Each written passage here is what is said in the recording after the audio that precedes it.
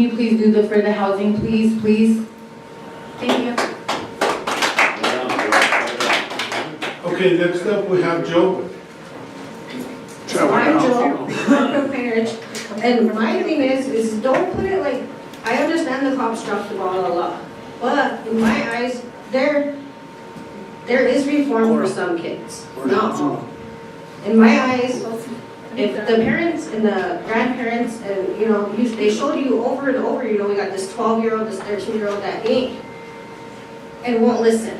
And then there's 6 more that she has coming up behind them. Then why not get CPS? And why not get them all taken? Or get the oldest one sent somewhere. There's Medicaid. There has to be an answer, because what you guys are doing repeatedly is not working. You're doing it year after year, and then you do these curfews for so long, and it never fixes the problem. Next year, it's somebody else's relative that got shot. Right. And it's crazy how it's never one of your guys' personally, you know? It's like they torture certain ones, certain families. And it never ever gets a solution, a resolution. I don't understand how anyone can say, oh, we're safe after that curfew. Because it still happens. Right after you lift that curfew. You guys have to come up with something better, long term. And if we can't take care of our kids, send them to somewhere that can. Thank you. Thank you. Don't keep them here where they can hurt our families over and over. And it's embarrassing. I was explaining to her. The other day I went to Rapid City, and I know these kids are from here, but I don't know who their grandma is. And when we went into the store, this kid stretched. And this was in Rapid City, but they're from Pine Ridge. He stretched, and there was a pistol in his waist. So whenever I seen it, me and my daughter, we seen it. Because this kid was maybe about 13 years old. That grandma seen that, we seen it. And she turned around and she nudged him, whispered in his ear, and made him leave. You know, that's an elder. That's somebody I would have gave my respect to until I saw that. We've got to do something else, way something else, because there's kids out there that have better guns than the police. Thank you. Thank you, Mayor. Thank you. Gilbert.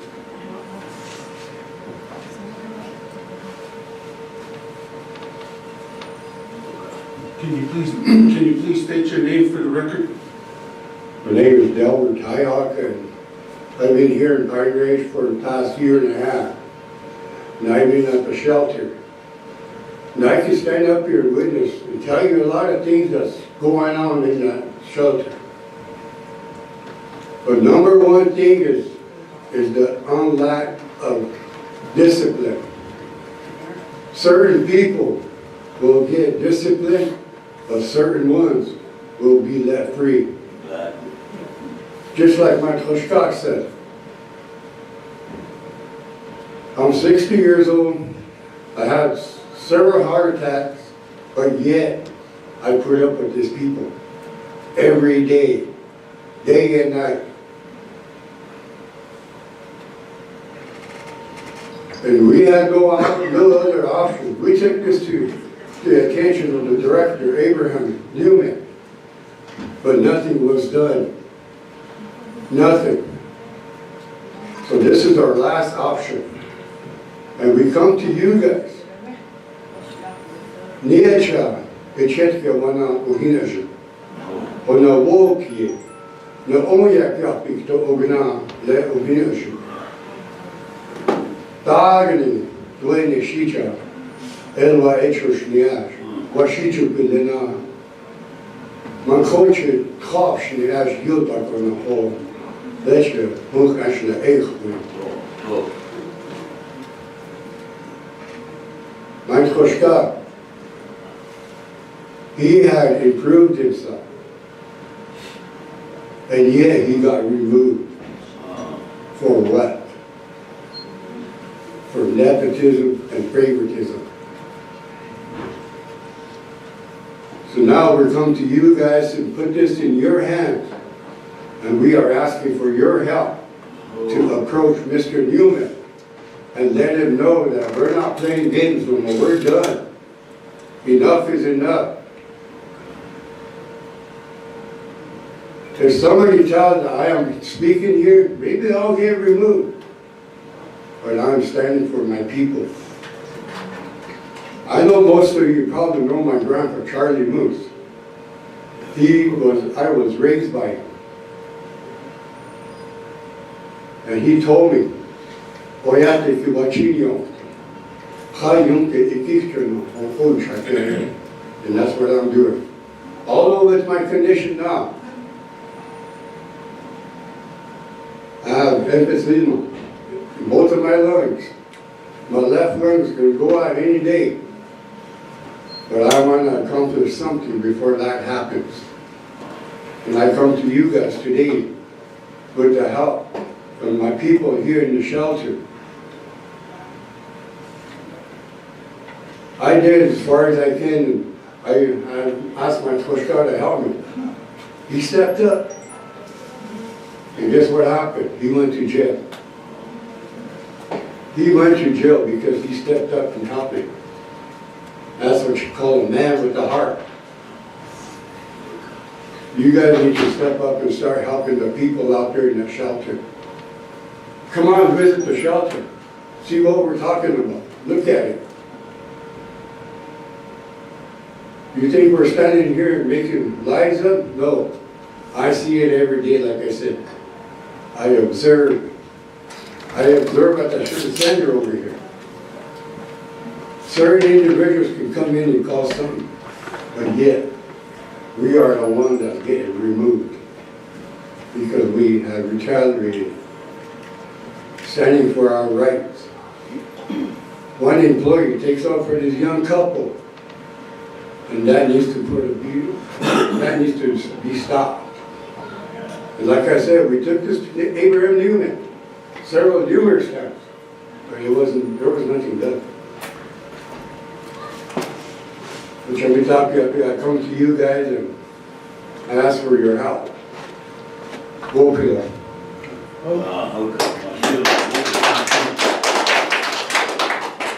Okay, next up we got Cheyenne.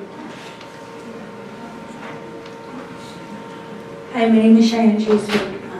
I'm a member of this tribe. And I just wanted to put, I'm from the shelter. I've been staying there for like a couple weeks now. And out of that time I've been staying there, at first it turned out all good and stuff because I didn't have any drama there. But for some reason, I ended up going into drama. I ended up, like, I don't know what happened, but there's two young couple, probably a little older than me and my employment. And for some reason, me and him, we get in trouble constantly for some BS that this couple tells them. And they end up believing them over our side. Yesterday, a situation happened where me and my boyfriend, we were downstairs doing our own thing, having our own, watching a movie. That's all we were doing. But for some reason, that young couple told that we paid someone to beat them up. And they ended up trying to believe them over us. And we were trying like hard, and then at that point, I ended up having to call the cops last night to press charges because this isn't the first time that it's happened. They keep picking on all of us. And we're members of this tribe. This is our land. This is their land. And we're not getting banned from towns. So it doesn't make sense how we get in trouble and why is there anything be done about it. We're young. And with us going through, already experiencing that, it's bad. And it doesn't make, I don't know, it really upset me yesterday that all that was going on to me and my boyfriend. And we get picked on. There's like a pile of us that get picked on every single day by that young couple. And there's nothing that gets done about it. They say, oh, well, we banned them for a day. We banned them for an hour. We told them to take a walk for an hour. What is that? It's not preschool. It's not daycare. They need to be actual discipline. We're all adults. We're not little kids no more. And that's just what I have to say. Thank you. Hold on, Deidre. You're on the list? Chair. Chair. Oh, go ahead, Cheech. Real quick, Chair, I got like 5 or 6 people that are supposed to be doing the binary census right now. So if they could be testified and get moving back to doing your census, because you're getting paid right now and you're sitting here all day long. That's not what was intended. So do your testimony, and I need you guys getting back to that census because it's due on Tuesday. State your name. Push the button until you see the red. State your name for the record. Trevor Sierra. I'm part of this tribe too. I just been experiencing a lot of not great things. It's a lot of drama at the shelter. I stayed at the shelter too. Been staying at the shelter for quite a couple weeks.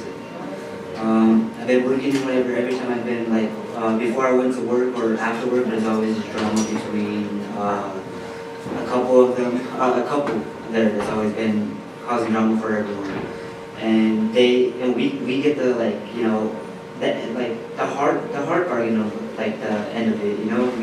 We end up getting banned, or we was about to get banned yesterday because of this couple that was starting drama saying that we paid them to fight, get this other couple to beat them up or something, which we never got paid or nothing. We didn't have the money to do that, and we would never do it, and it's nothing but drama. Like they said, it's favoritism between against certain people there, and we almost got banned because of false accusations.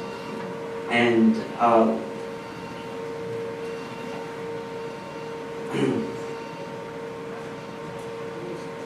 and the shelter needs to do something about that, because we're getting the hard thing of it, and it's I just kind of don't know what to say yet. You say what you can, brother, say what you can, say what you can. Yeah. Where do you work? I work at Big Bets. Yeah, and then sometimes they even start drama in front of my job and stuff, even though they're banned. I just get off work and there's nothing but drama between that couple of them, and it's just the workers too at that. They're always on certain people's sides, not ours. It's I do nothing but work and try to get stay out of drama and stuff, but we're always ending up in something, even though we don't do nothing, we just end up in that same situation out of nowhere. But I don't know, it's just the workers that's there. They just got favoritism them. This, clearly it's they got everyone there, that goes there. But that's all I kind of gotta say. I just want to commend you, young man. You're working and doing what you can. So I just want to stay in there and keep doing what you gotta do. And if you could write down the names of those individuals, and then we'll see if we can adjust after you guys. Because I don't think that's fair that you get treated like that and get chased out of somewhere. And it sounds like you're trying to be productive. So if you could, just write those names down for us. I work in, the only thing I'm on the streets for is I'm working because I've been on the streets for a couple of years now. I've been trying to work and get my daughter back, that's it. And I lost her to state's custody, and I'm really trying to get her back at the moment, so that's why I'm working, and that's why I'm trying to stay out of this drama. But there's this couple that's always just bringing us up in there, even though we don't even do nothing to them. And then the workers just take it out on us too.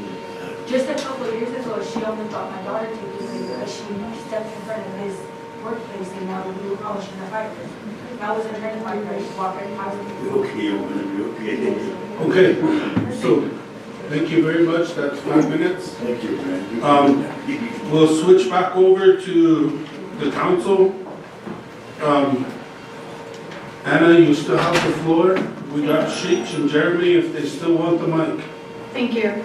After listening to the people come forward with their concerns, David, he wants to create some kind of solution of having a disciplinary committee started on the reservation.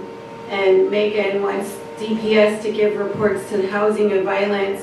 I do know that was addressed before and they were supposed to be getting that done, so when housing comes up on the agenda, we'll ask them where that issue is with getting those reports. Joe, I don't know if she's here or not, but I know that there was concerns with her on how family and friends are being treated out there, and that council doesn't seem like we get that treatment, but I know that we do. We all face the same issues that you all face. We have family members that are on meth. We have family members that are being violent towards their elderly parents and our seniors out there, and so we're all facing the same issues that the people are facing out there. We're no different than anybody here. Outside of committee meetings and outside of council, we are just members of this tribe too. And we all face the same issues that we're trying to correct. Delbert, he lives at the shelter, and he's asking for no favoritism to be happening there and no retaliation, and there's better not be any retaliation to any of the members that came forward today to speak on what was happening at the shelter. We need to get Abraham here and address some of these issues that are coming on to create a solution to those members who are feeling like that. No one should feel that they're being targeted in an area where there's supposed to be a place they can go while they're unsheltered and they're seeking help for themselves. It's unfortunate that I would like to see more homeless shelters out there in the districts, not just Pine Ridge, creating more shelters in all the other areas, maybe on the west side and the east side, so that not everybody is just in one location. I understand that our members are here at the agency because this is the root of where everything happens. This is where all the offices are. This is where the services are for the people. But, it just seems like one area for a huge amount of group of unsheltered members can be spread throughout the different areas. A lot of the members that came forward are from the shelter, and I thank you guys for coming forward to speaking, and we'll do our best that you're not retaliated upon and see what we can do to address that. There is fairness there, because at the end of the day, you guys are all trying to create a better life for yourselves, and to keep continuing stepping forward despite hardships and trials and tribulations. I'm very proud of you guys for still being here today to speak and for us to hear your voice. It's very important.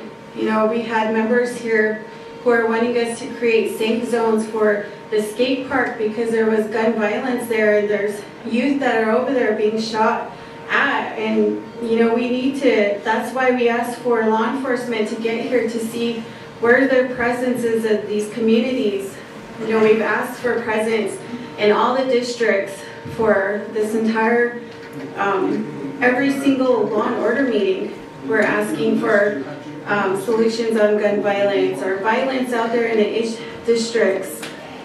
There are some concerns with the evidence that was brought forward, that people's evidence is being lost, and maybe we need to address the court system on creating one position, and so it doesn't fall on one police officer to get tracked down to get that information uploaded into the Zerker system. I think that we need to start creating ideas like that, within that court system, where it doesn't fall on that police officer, because they already have a big job. They have to get all the statements, they have to do everything else to make sure the case goes forward, but they also need help too. So, we just need to create some kind of solutions, but I do thank everybody for speaking out and speaking to us. It's important that we take time out of our day to hear the concerns, because, we have housing here. We could address those issues, and we had the Attorney General here. She can also address issues. or create solutions. So thank you guys. So we got Sheech, and then Jeremy, and then Julianne. I got about a million things that go through my mind right now over all of this stuff. One, I sit and I think about how did our relatives here become homeless? What happened to where they were at that caused them to become homeless? Then I think about our shelter, which is probably at its last leg, or the tent and everything, which was made to be a temporary thing that's now seeming like it's beyond that. And then you get all these individuals that are coming into town probably because this is where the jobs are, and this is where the hospital's at, and everything's here and everything. But you get all these different personalities. Some of them are addicted to drugs, some of them are addicted to alcohol. And then you put them in a confined place and expect them all to get along. It's not going to happen. It doesn't happen that way, especially if you guys ain't patient with one another. If you don't respect each other's personal space within that space. And if there's limited resources like food, or maybe food and water and things are limited in there, pretty soon you're fighting over things like that, over little things that really doesn't need somebody to be assaulted over, you know. And you're having to protect yourself. Not only that though, even in the community of Pine Ridge, some of that dysfunction, we've seen people having sex out in the open. We've seen people assaulting one another. We've had elders being assaulted at big bats and buoys by people that are on the street. So in my mind, I'm thinking, what are the things that we need here? I mean, right now we already know that we're thousands of homes underfunded right now. It's really hard to get new funding here. Then the housing is, they work here, and we get homes and they fix them up. Somebody comes in and there's $70,000 worth of damage to that home. They're kicked out and never even held accountable. Nobody's held accountable. And then we expect the housing to find $70,000 to fix it again when it was just fixed 4 months ago, 3 months ago. To me, it's not only just what can council do, what can you do or I do. It takes the community to come together. I mean, it's easy to go out and make a baby, but it's another thing to raise them, to make sure that they got all the things they need and they got a roof over their head, and that they're raised right with some good Lakota values, you know. And that's where we went wrong. A lot of people, you know, partying and all that. Some of you say, somebody said that I had respect for the elder till I seen what happened. Shit, you got to realize that right now, Dwayne, you and I were getting up there, 60s and stuff, and some of them elders were little gangbanger, little thugs back in the day. They just got old now, you know. And some of them weren't in the right place back then either. Some of them come up from a hard place. But I know, Albert, should I remember you hooping at Red Cloud, you and Malvin, and you guys are older than us, we look up to you and stuff. I don't know how you became to where you became homeless too. I feel bad for you. And I'm hoping you're putting in for like the Cohen Home and the Cherry Hill and different places so you don't have to live on our streets. But these are a lot of questions that we need to sit down and talk with one another about, and try to go after new funding. And you know, if we quit just giving away so much money, because I got like 40 calls yesterday and everybody just wants money. If we just saved some of that and put it away and say we're gonna keep $1 million every year, and we're gonna build 5 new homes, and every year just build homes, build homes, build homes, instead of just handing it out. Because some people are just doing it because they want to go, they need their fix, they need their alcohol, they need their drugs. So we're misspending your money. You know, we should be planning ahead on how we're going to spend your guys' money to help the homeless situation out. But we're not going to do that unless we try something different. Some people said we need to try something different, something new. But we need to come together to do that. I do have Kenny Mills. At some point, Kenny, if he could get the floor to Kenny, I know he wanted to talk to the committee.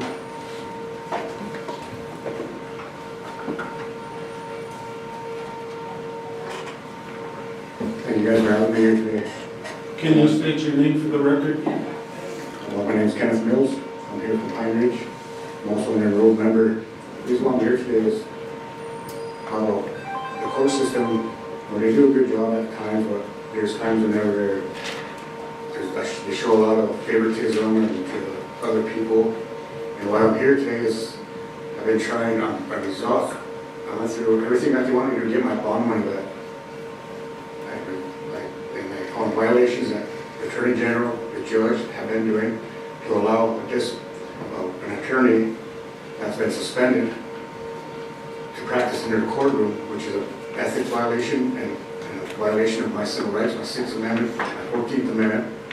And I didn't want to go this far to get my money back, to my bond money, whenever I'm sitting there watching other people go up in front of the Attorney General and the judge, and same situation as mine, but they give his bond money back. But when it comes to me, I'm sitting there being disrespectful or intimidating the courts, which I don't believe I was intimidating them at all. I was exercising my rights. And then just today, I went to court again, and they said I was intimidating the courts, which I don't believe I did. They told me I couldn't speak, violating my First Amendment right, freedom of speech, and then they just didn't want to hear me. They said I couldn't talk. I couldn't address it no more. They didn't want to hear me. And that's not the first time they said I was trying to be intimidating to violate the law. Just, it's right. Show them that I have rights. And they've been violating not just mine, other people's rights. And people know they're so happy to get out of jail, or want to go home, they get their bond, they bond out, this and that. And they're happy to go home with their families. But in the meantime, Attorney General, prosecutor, the court system out here, they violate a lot of people's rights. And I sat back and I watched it, not just my case, but other people's cases, it's heartbreaking. And they're held to higher their ethics and their duties. They got to be held accountable for violating people's rights. And this is my last I don't want to be here today, saying that they're doing that job. I mean, they got a lot on their table, working with people, dealing with people with mental issues, drugs, alcohol. And that doesn't give them the right to violate anybody's constitutional rights or amendments. And they got to be held accountable for their mistakes too, just like we all do when we all go to court. We're all being held accountable, and so they need to be held accountable too. So all I'm asking for today is to make a consideration to give my bond money back. And I paid all what they wanted. I did it. They closed out the case, done for it, and then let the attorney represent me. I was banned from representing, and I didn't know at the time. And they know, but I did it. But they let her go in there and represent me.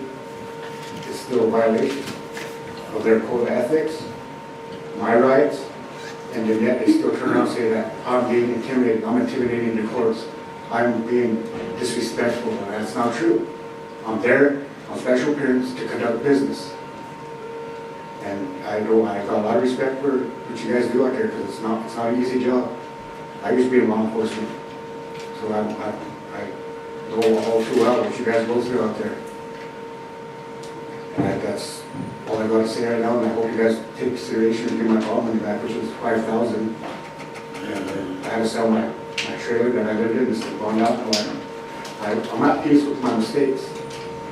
I bettered myself, and I'm doing good. I got a job, I'm happy, families all together, it could have been worse.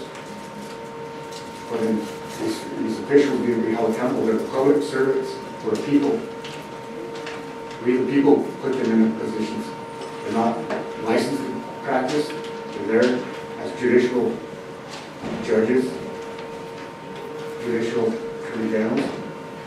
They don't have to have a license to be out there. So Kenny, you were saying that your attorney wasn't licensed to practice out there, was allowed to, but at some point there was a hearing that was supposed to happen must have been after an arrest or something. You were supposed to come back, arraignment or whatever, and your attorney didn't notify you, or nobody notified you?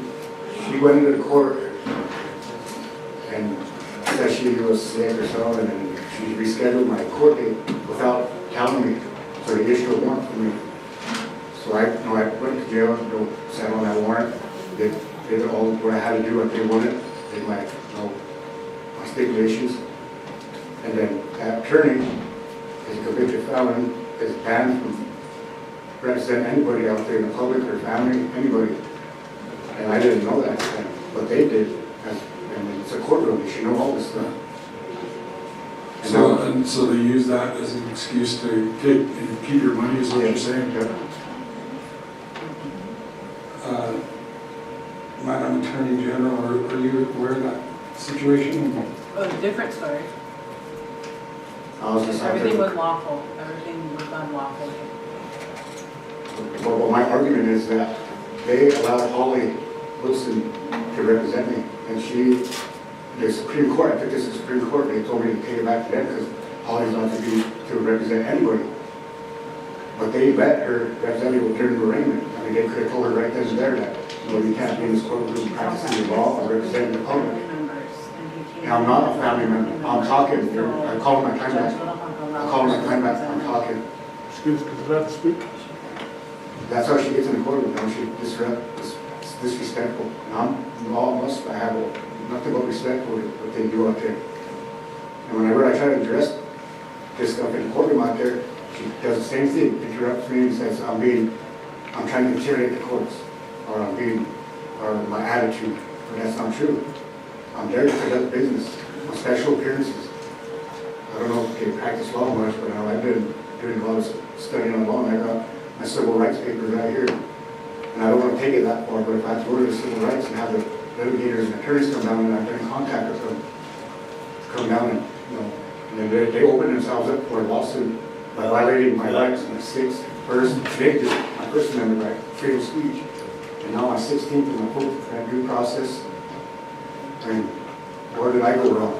Whenever they should be being held accountable too. It's like the public out here, we're being held accountable when we go to the courtroom. And I did everything that they asked me to do. They closed it all out. They didn't have time to close out because I did all my stipulations. But when I get to the courtroom and I get that kind of attitude. Chair, is our attorney still on the line on Zoom?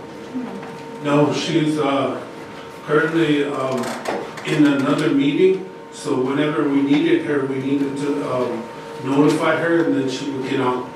I wonder, for me, I'm just kind of wondering, is this something that we would refer to the chief judge to review and to make an official decision on or something, or how would we address a complaint of that nature? Right, and so before I answer that, I wanted to ask the Attorney General. The gentleman here stated that his lawyer got a notice that he missed. Isn't the notice for court supposed to go to him too? I didn't receive one. Mr. Chair. So that's the question I had for you.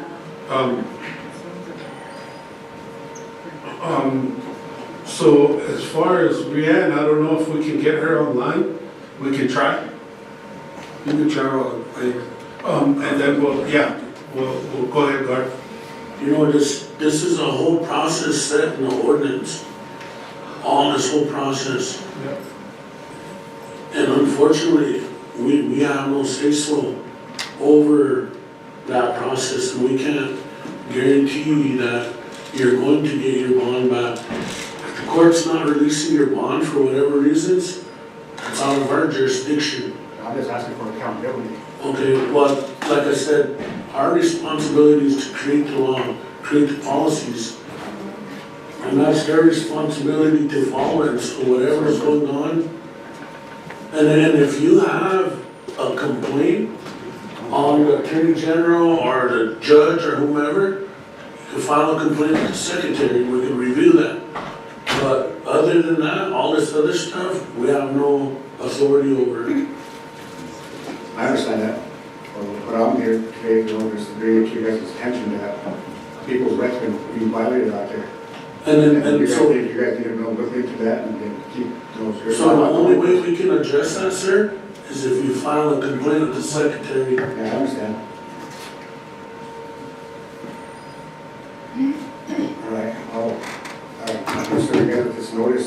civil rights. And I'm gonna go from there. I'll bring over my civil rights attorney and I will conduct a lawsuit on your courtroom and how you guys, or you guys show this, I showed you guys almost respect that I can offer you guys.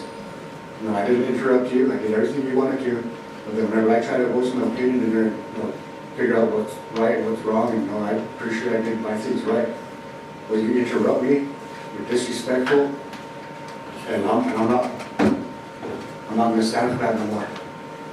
And if I have to go to court, we'll go to court, get no this, but then I want a different judge, because you and Judge Littlehawk seem like you guys got something going on or something, so you guys are always against me and always shut me down whenever I'm trying to, you know, tell you what's right, my amendments, my freedom of speech, my due process.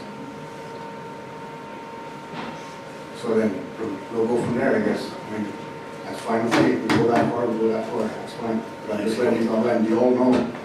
You guys are all on notice. Thank you. So Jeremy, and then Julianne, and then Garth. So I had my hand raised whenever it was way back. I just wanted to make a comment about the curfew. And the curfew that was lifted. The curfew that was lifted was because it was a curfew for everyone. It wasn't for the youth or anything, it was for everybody. And that was because of the President's proclamation of state of emergency for the tribe. That's why we put that curfew. It wasn't for just kids, it was for everybody. That's why we lifted it, because we had a lot of adults maybe because they couldn't move around at night. But that brings me to a question, and I wonder if Mr. Clifford could answer that. Is there a curfew in place still for the youth? Can I get into this issue real quick? Okay. Long time ago, my grandpa Roy Martin, use your mic, please. Cecilia Martin, okay? Long time ago, I'm one of the issues with you guys, okay? I had an issue for my sister right here, Sonia, okay? But we didn't have that chance to talk because Buzz was doing his thing. Okay, so let's just see. Could you state your name? I'll do it one time. Could you state your name for the record? Yeah, hold up. Well, my name is Chanupa Glohamani, but you also know me, Dennis Dwayne Martin. I'm married of the tribe because of what's happening on here. But because of that, I wanted to go back to that issue of what my grandpa did long time ago, because Sonia was part of it, and Jackie and all of them, all of you were part of that with Grandpa Roy, okay? So what happened was, Grandpa Roy did this long time ago, okay? And don't be offended by it. Nilak chotaki, okay? You see it? Nilak chotab hanta, woyuk chantilet chokel hena yuhok. Naha hena wok yeki hena ilabi. So if you couldn't do half or more, you had to go half or more. If you're just an eighth and lower, you're not none. You're not even a part of the member. Say, nilak chotakilet choki hena yankikte. So like this brother telling here, the same thing. We're telling him, okay, so he's the only one that understands that because of what my grandpa did. Now, one issue that I wanted to tell you guys, Vincent Brewer was part of this. But because they didn't like Grandpa Roy, okay, they didn't like him, you should remember that, even your other sister and brother too. They didn't want Grandpa to be involved in that. That was the aim and goon stuff, which I was part of that with the American Indian movement with Russell Means and them. Okay? But we're still doing it because these guys that are doing AIM stuff, that's bullshit. Excuse me for using my language that way. But because of what Grandpa did,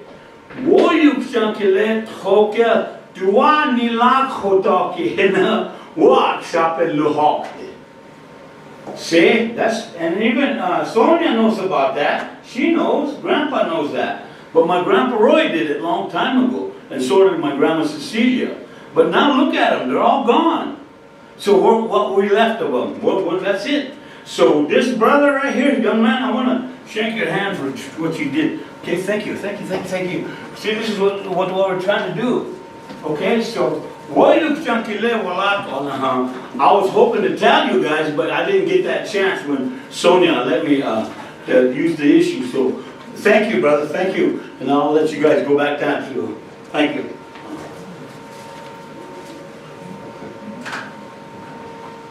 Again, I just wanted to ask Mr. Clifford, is there still a curfew in place for youth? It's always been.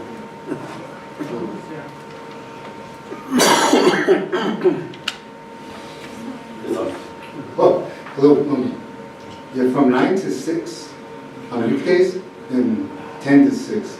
I'm not sure if that's changed since I've been on patrol. It's been a number of years since I was on patrol. And then, I know in my community, there used to be a police siren that went off. Yes. And they stopped doing it. Mm-hmm. They stopped doing it in Kyle. Is there a reason why they did that? I'm not sure, because I used to do it when I was working out there. I used to go to the basketball court. The community center nowadays, I haven't done it myself. Okay. But a lot of the other communities, they have air emergency sirens that used to sound off. I think a lot of those are needed repair. Okay. Is that a directive that we can do to kind of encourage the youth to get home? Yeah, I think that'd be good. Showing that we're still there. Yeah. Okay, and then, lost my train of thought there for a second, sorry. Do we still do plain clothes police patrol? Not too much anymore. Like even as a criminal investigator, I have to wear a uniform, but I try to keep everybody identifiable in the communities. So it's in policy that you have to be? Yeah, the patrol officers have to wear identifiable uniforms. No, those guys wearing their own sweaters and stuff, but we got away from that because they have to be identifiable and a marked unit. Because in my youth, that was the bane of the bootlegger, the drug dealer, was the plain clothes police officer. That was the one that would get it done because we wouldn't see it coming. Yeah, back then we see some, we used to have like our tribal drug task force and juvenile task force, and we'd go out and patrol the communities back in the day. So we had more officers back then.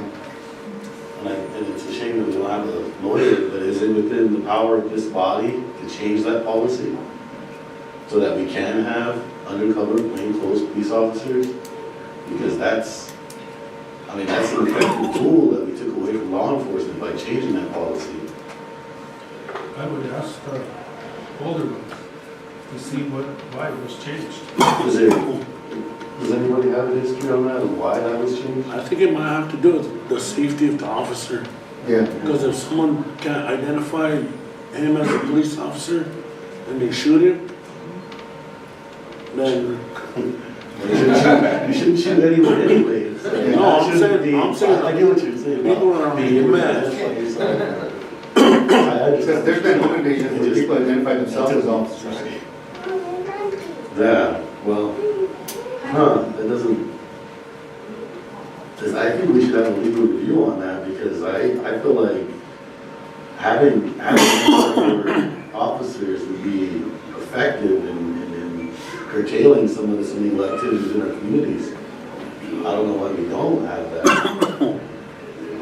But yeah, those were my two major issues I had listening to discussion this morning. And if we could get a legal review on that, that would be really good because I'd like to know why we can't.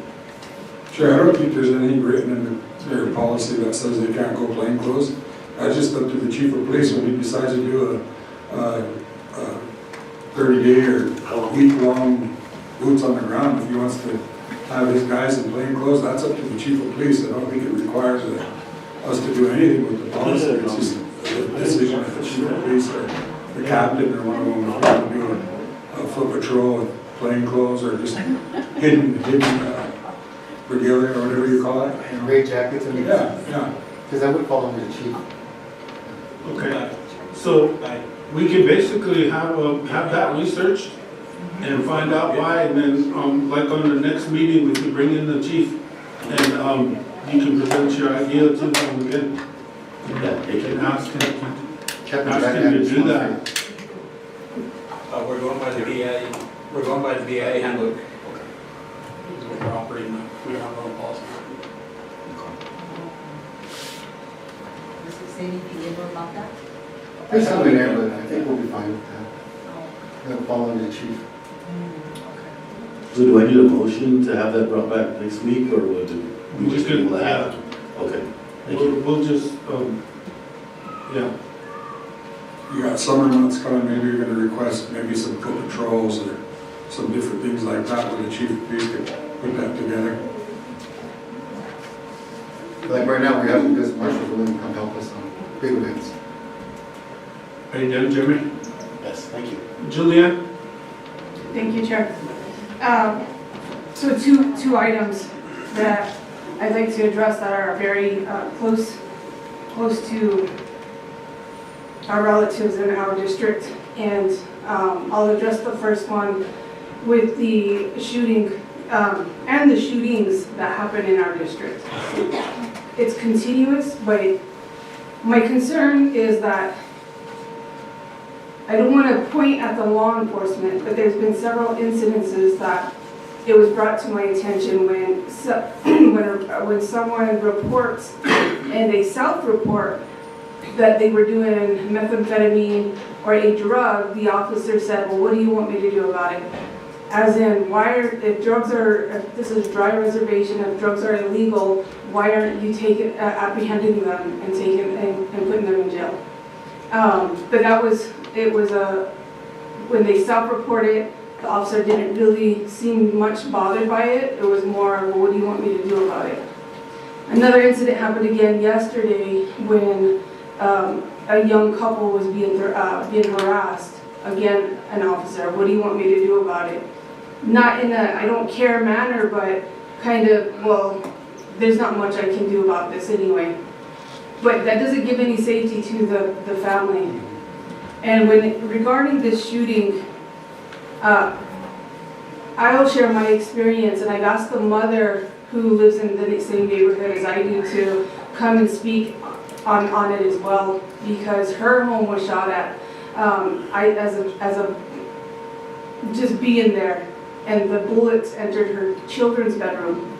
So who knows what could have happened if those children were struck by those bullets. When I peeked out and that first happened, it really triggered something in me because I'm a combat veteran. I've deployed a couple of times, and my first mindset was well, do I have my family sleep on the floor? And the only time I've done that was on deployment in a combat zone. And to have that mentality here is so, it frustrates me. I don't have a word for it. But at some point, there's a level of enough. And when we tried to address this the last time I was on council 5 years ago, we can't do this because this person is an elder or because no one will turn them in. Names have been handed out several times. Why they're not apprehended, why they're not, we're not doing anything on a follow through. It's becoming to a point where it's out of hand. So I want to first address that, and I believe the family member is here, or the mother of the home is here, and I'd like to yield the floor to her.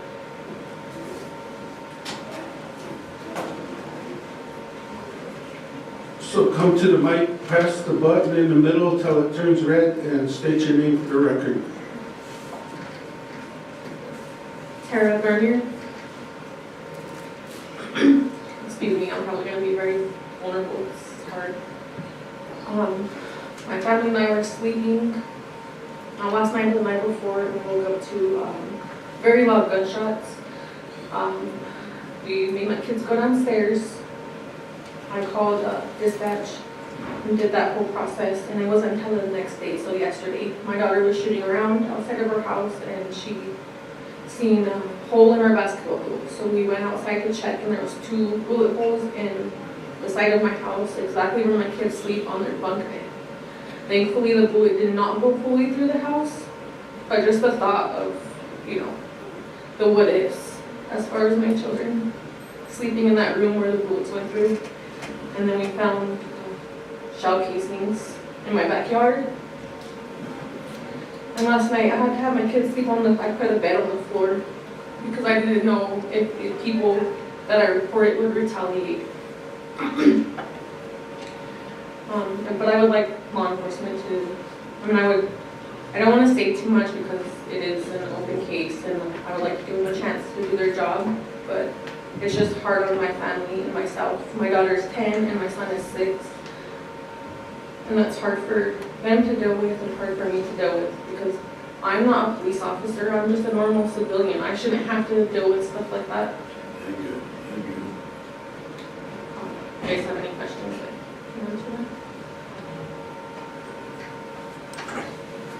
Go ahead, George. Thank you, Chair. Thank you, Julian, for bringing this up. It's one of my questions to the police force. It's coming from the public. You know, the public wants me to answer these questions. One of them was, we have a scared police force. You guys don't answer no gun calls.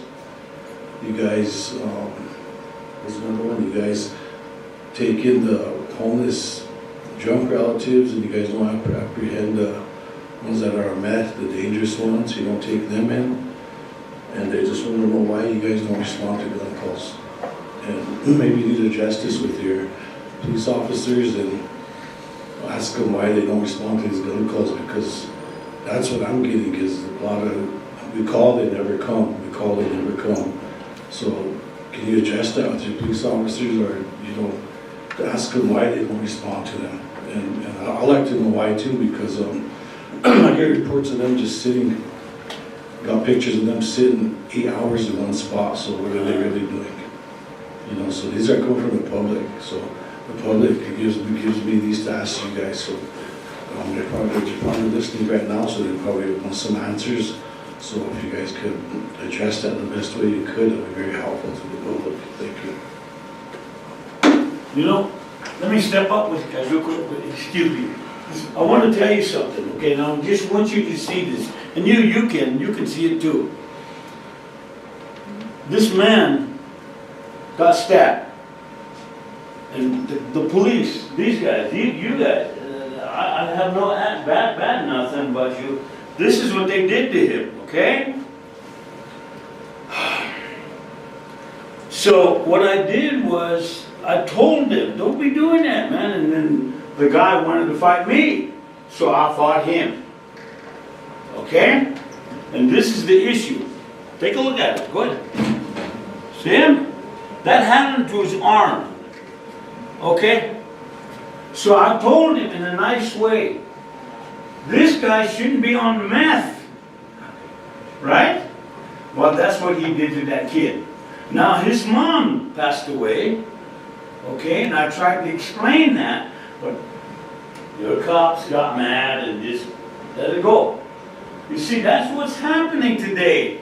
But we tried to tell you guys, and then when I was trying to explain it to you, because I just told Tanya, you know, Sonia, to help me, man, where I can talk to you guys in Lakota. Okay, but nothing happened. So, if you guys are going to do what you need to do, brother, there's a way, I'll show you how to do it from my Grandpa Roy's point of view. Because that's what's going to help. If not, then we're going to have to take out you. And you ain't going to like that. But hey, that's the way to do that. But that's what they, I mean, god damn, brother, that shouldn't have happened to him. See? So, and thank you for giving me that chance. And you too, brother, thank you. You too, thank you. All right? Continue on. I'm sorry. Yep, she still had the floor, if you're, and I do apologize, you know, that you had the mic and. I also do want to mention that the people involved in this, they've been selling drugs on my street since I was a little girl, since I was probably 1 year old. And nothing's ever been done about them. They've been living in the same housing house doing this. And I hate that I have to be the one to bring it up, but it's come to the point where my children's safety is at risk. So that is the only reason that I am stating this. Everyone else is too scared to be labeled a snitch, but my family's more important. You can call me what you like, but I do want to make that known. Thank you guys for listening to me. Yeah, lady, thank you. And I want to thank Ms. Garnier for being brave enough to come down and speak. because we all live in the same area, but this doesn't just happen in one area, it's happening across our district and in some of your districts. And I'd like to hear from our law enforcement. I don't know what you need from us to help you, because our children's lives are in danger at this point.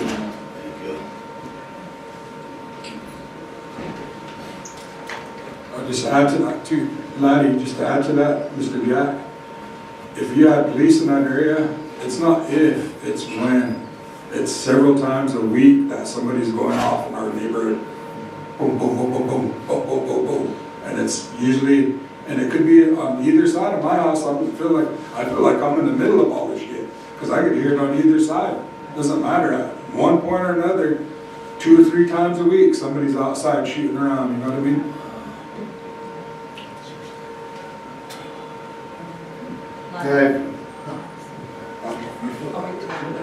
Yeah, he's gonna answer that first and then. Yeah. We're working about what we have with this gun violence, because we confiscate, I think this last month I ran e-traces on 45 guns that were taken. And for a tribe our size, we have so much guns that we're working with the FBI and ATF to come catalog and eyewitness test and all these, see if they go back to a crime that already happened. And like with Tara, I didn't hear about what happened to her till yesterday, so. And I feel bad for her, she was my coworker. It's like, reach out, because we know we have suspects in these shootings, and we're dealing with them over and over. Because right now, they're juveniles, so they have protection from the courts. And it's kind of pain, because we can catch them over and over, and they only said, 90 days at JEC, and let them loose. And so we keep going after them, because it's the same bunch. And any information the community can give us, and video, because they like to do stuff in the dark. The video is the best thing. And I'd say have more cameras out in the areas. I've been trying to work with MOCIC to get shot callers. They give a direction where the shot coming from. But they're still waiting for funding to purchase those. And we can actually rent those for the summer. I'd say, like we've been talking about for the powwows and stuff. Because these kids think these guns are a status symbol. And they fire them off indiscriminately. They don't know where those rounds are going. Because whatever they shoot in the air comes back down. And like right now, it's a daily occurrence at the firearms, especially in that community. I mean, like I said, we need the community's help because we don't have limited resources. And I have only 7 investigators right now. So, I have a question on that. This body did pass, that the parents or guardians be held accountable too. That's another avenue I haven't heard you guys mention that you went down.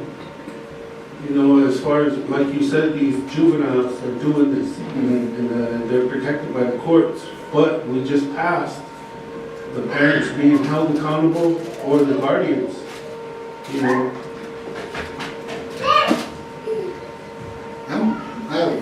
For the years I've been doing this, I haven't seen the parents held accountable so far. I mean, they need to be, because like juvenile, the curfew, they can report the kids if they're out and about. Because a lot of times they end up getting search warrants for these houses. What's great about this is the tribe, we can do verbal search warrants. We don't have to give it in writing right then and there, but we have a certain time frame to give it in writing. But that verbal search warrant helps us a lot. And if you give me a moment, I can assure you we passed the support of the parents being held accountable in lieu of the children that are involved. And so they should have been being held accountable. Is it by motion or? I'm gonna look now.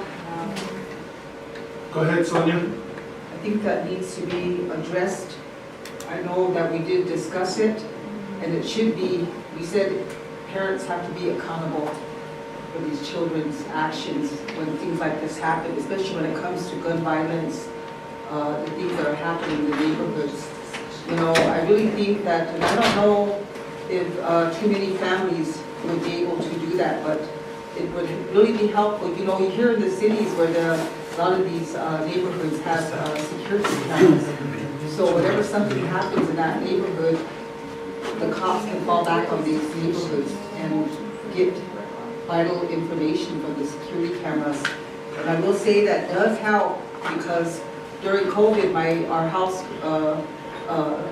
we have a shed outside of our house and we got broken into. But it's thankful that we have security cameras around our house. So we were able to apprehend the couple of young guys that did break into our whole shed, my husband's shed, stole 2 of our grandson's dirt bikes out of there, one of them a brand new one. But within that week, we were able to help find who they were, helping the law enforcement find who they were. And thankful to my daughter, you know, she worked in dispatch for many years, was able to kind of do her own little investigation, and she did catch the people that did that. But I was thankful that we had security cameras because the cops came back and looked at those cameras and was able to find it. So, you know, today if our neighborhoods could have security cameras around the house, and I don't know if it costs very much, but I know ours is, I think, the Ring, where it's hooked up to my husband's cell phone. So he's able to review it if somebody's pulling in our house or out or anything, he's able to review the security cameras. We can have something like that would really help our neighborhoods. And so, I don't know, I think it was discussed at one point in time within housing, but also we discussed it where we should do something to help these low income, the neighborhood, the cluster homes. Because I have a couple of sisters that live in that old Crazy Horse housing, one in the new side and the other in the old side. And they're the ones called me, they said, it's like a machine gun just went off, you know, and that's what they heard, gunshots. And so it's really scary because they have kids too, grandkids. So I'm really hoping that we could look at something like that. And I don't know how it's going to cost money, but I will tell you it does help. So, you know, our neighborhoods, you know, if they could think about that. You know, we had to purchase it on our own, and my husband had it set up, but we were able to apprehend those 2 guys that did that. Actually, they were over age, they were over 18, but they didn't even catch us the south side of our house, so it seen them when they're pulling the dirt bikes under the fence, and they're moving off towards the east side. You know, we were able to catch that. So, you know, I think it helps, and maybe that's something we need to let our neighbors know, our neighborhoods know, that if you can purchase one, get it put up around your place, and maybe that's something you can look at when something like this happens, especially with these gunshots, you know, that are happening there in these neighborhoods. And I know we have a shortage of officers, but I really think that it's really getting bad. This morning we heard the frustration of these community members. So I'm hoping this can kind of help the law enforcement out, and maybe neighborhoods, and low income houses, maybe need to think about something like that. You know, that would sure help out, I think. And we live out in the country, we live going east, so we don't really hear too much of any violence or anything going on, except we had that incident with our home. We've been living there over 26 years, 27 years now, and never had that happen until COVID hit, and somehow they were out and about. But they're no longer around, those 2 individuals. I think one is in prison now, I think, and the other one is, I don't know where at. But those are things that are happening. You know, Rapid City's taking a stand on these parolees. You probably heard about that. They have a task force now where they're going to be addressing parole members that are out, not tribal members, everyone. They just apprehended like seven of them within 24 hours or so in Rapid City. And a lot of them is due to like gun violence issues. A lot of them, some of our tribal members, I do know, run back down here, and they stay down here for safe haven purposes. until they get caught in Rapid City. Some sit in our jails here. I do know of one that, did that. And yet, when he got out, he took off back to Rapid City. Now he's sitting in jail over there again. But now they're cracking down on that. We need to start looking at something to address these issues with our gun violence. Because right now, it's our young people that are doing it. So, see, I would recommend, cameras. Put them up around your house. I think that would help catch whoever is doing this. You can help out the officers that way too. Garth, did you're on the list? I wasn't, I'm not done yet, Chair. Okay, I'll wait. The charge is contributing to the delinquency of a minor that is holding the parents accountable. And some officers have not been doing it. Yeah, we'll remind them that it was when you get to use a juvenile. And then, so that's regarding the shooting, and my second item of concern is, I've been saying this homeless shelter was gonna come to a head, and here it is. And I've asked the relatives to be present if they could, and I believe they were.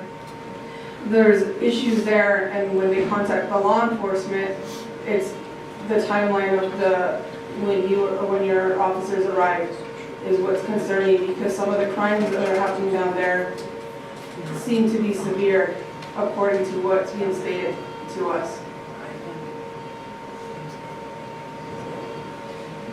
Well, we only have a certain number of officers on in this shift.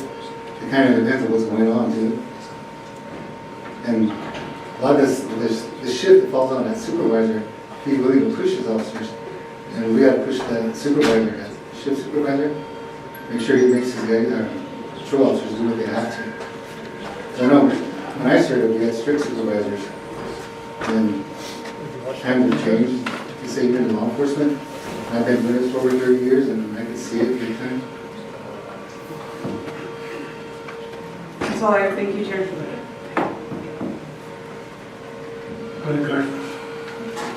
Chair, are we about done with our portion of this? So we can start addressing the other issue with housing here? Are you there, or is this committee finished? Because it does include law enforcement, so. Chair, just real quick, one of the questions we're at, our statement that was made was that our law enforcement and housing, law enforcement isn't sharing reports with the housing authority. That came from one of the concerned citizens. Are you guys still making sure you're working, with the housing authority on calls that you have at these homes and the repeat calls and gun calls and stuff like that? Are you still reporting to the housing office? We still do housing reports, but we've always done, and they've got records, but I don't know what we do from there. They just got to make a request to work records to get ours. Can you, okay, so as the chief of police, so can you make sure that records is getting them over to the housing authority, make a copy, make sure they get them? Yeah, usually. Because otherwise, they ain't gonna know about incidents happening, I don't know if they have somebody that comes and checks with us or comes in on the daily check with our records department to get those reports. Okay. And that's also one of the items that it's in that working session we're supposed to have. So. Hello, Carrie Nolan, the CEO for housing. We do get the emails. So what we're doing right now is we're uploading them to our cancel, our computer system. So then from there, the TSRs will go and do a follow-up. So we are getting these emails from them. So you're getting them? Yeah, Okay. now we're getting them. Thank you. Yep. Okay. So Carrie, when it's kind of heated up in the communities, I know in the past we saw TSRs in the communities. I haven't seen them in quite some time now in Anderson or would it be after hours? Is there a reason for that?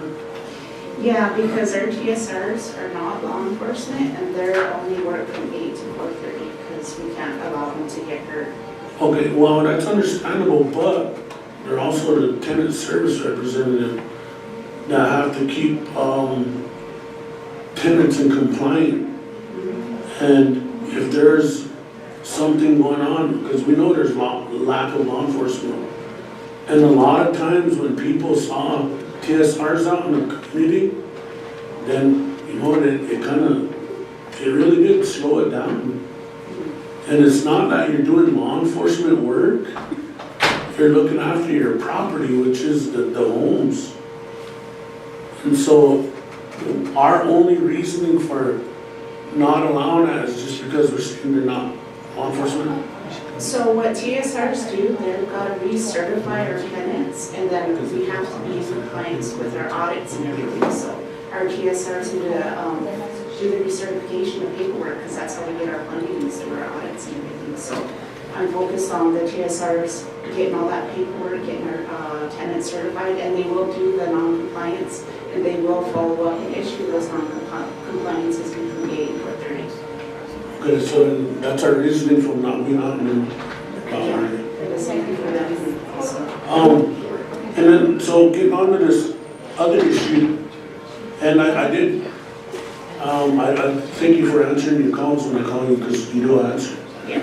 I did get a hold of Joe, and I did ask that a blanket notice go out in my district only, not stepping on anyone else's toes, but I'm getting a lot of calls in regards to bullying. And yesterday it was crazy, just driving down the street on the lower block in Anderson, how much intoxicated people were on the street. And I know these individuals don't have rides to Gordon or Rushville or anywhere to get the alcohol. It's happening right here, right in our HUD housings. And so, you know, our law enforcement, like I said, they're stretched out pretty much. But it's your guys' responsibility to ensure that those tenants are not doing those illegal activities in the communities. Not only bootlegging, but, you know, the meth dealing, any kind of drugs. And so, I would like to see, and Cora said we got a meeting scheduled for the 27th. If you can give me a date, I'll schedule it. Because I need to know your guys' schedule and see what's best. But if you can, I just want to continue to schedule an appropriate date. Okay, because the council did pass, they did pass that we do get to have this meeting, and it's been dragging on way too long. But I understand everyone's busy and doing their thing, but the school's almost out now. Summertime's coming along quick, and so we do have to start addressing all these issues. And you guys are probably one of the biggest components to this, because a lot of this stuff is happening in the HUD houses, in the housing houses. And some of these ladies were here earlier. I don't think you guys heard, you know, some of their statements, but they were asking why all these people were being allowed to continue to commit those acts of violence and all of that while they're living in HUD houses. And so, my issue is the bullying part. You know, we could say law enforcement needs to do their jobs, but at the same time, those are housing houses. And we need to somehow crack down on that. Double down, triple down, whatever, because it's summertime, it gets really bad in the communities. So what can you guys do to help? I mean, So, I don't know if the majority of you know though, but on our website, we have a report issue on there now, so you can click on it and it's like a complaint form, where you just fill it out, not a complaint. I mean, we could always use the positive words too, not just complaints. So then what we're doing is when we get the form, when it gets emailed to us, we go and put it to the department it's referring to, and I'm CC'd on it, and then we follow up. I do a follow-up, or that department does a follow-up. So we have started it, and we have got complaints coming in on units out there. You can be anonymous, or you can leave your information and we can get back to you. That's one of the things that we have out there that's new that we are attempting to use. Is there a way we could get some of these complaints printed out and maybe get them to our service centers? Because a lot of the grandmas and, you know, some people, they probably wouldn't know how to get online and do that form. Oh, yeah. So is there a way, like our tenant service representatives could do that? Yeah, they could probably go around and drop off a form for them to fill out. And then Well, maybe at least at the service centers, and then they can make copies for people. we're doing our cleanup weeks, as you guys noticed. We've been doing this around Pine Ridge, we're doing our cleanup week. So the TSRs are going out to the district, and right now we're in Pine Ridge for 2 weeks, and then we're gonna go around to the other districts, and we're gonna inspect the units too, so they are gonna go in and inspect them. So if we see have any concern or whatnot, we'll do a map test if we see one that we need to, or if we come across some possible bootlegging, we'll address the tenants and give them a non-compliance if we see it. So we are doing that. I don't know, it just feels like it's not enough. I don't know how much times we have brought this issue in regards to bullying, and it still happens. So I hope this new system you have in place works. Because if not, then we're gonna have to figure something out. Because then you guys won't be doing your job. Somebody's not doing their job because you still have these bootleggers in these houses. And at some point, we have to get rid of them. In my community, we all know who those are.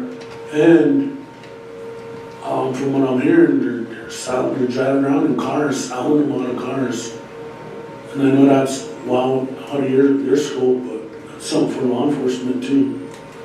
And then the courts, see how the courts are throwing those cases out because they're not purchased. And so Rosales asked me, he said, is there a common law we can come up with that if there's over a gallon or 2 gallons of vodka, it could be considered bootlegging? Because right now our judges are saying, oh, they weren't purchased, so we're throwing them out. And we're letting all these bootleggers out. We even have a banishment on bootleggers. That's not working. People are still selling. People are still dying. So we gotta figure something out. But I think without law enforcement, you guys are our biggest asset to get them out of our communities. You really are, because those are your tenants, those are your houses. They're just leasing them from you. So I think without law enforcement, you guys are our next biggest factor in removing these individuals from the communities.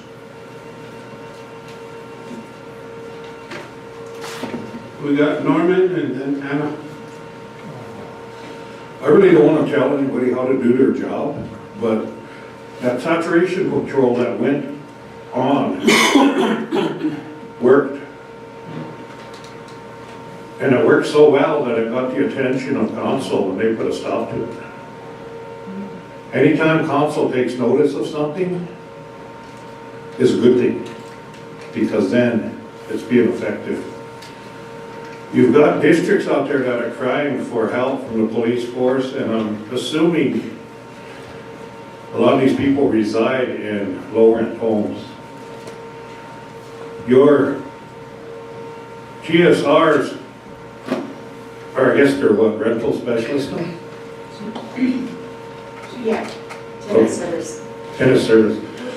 They need to look into every avenue that you have concerning your lease compliance. And I think alcohol is one of the biggest factors on there. So is drugs, so is gang activity, so is illegal activity away from the home. spend 1 or 2 days in Oglala with as much police force as you guys can and clean it up. Saturation patrol. Move down the road to your next district. Save Pine Ridge for last though, because we want all them districts out there to be cleaned up and safe, law-abiding citizens when our people from Pine Ridge come home. Because they all moved over here for some reason, and maybe our districts are dangerous for them. So we don't have to wait till the 27th to get things started.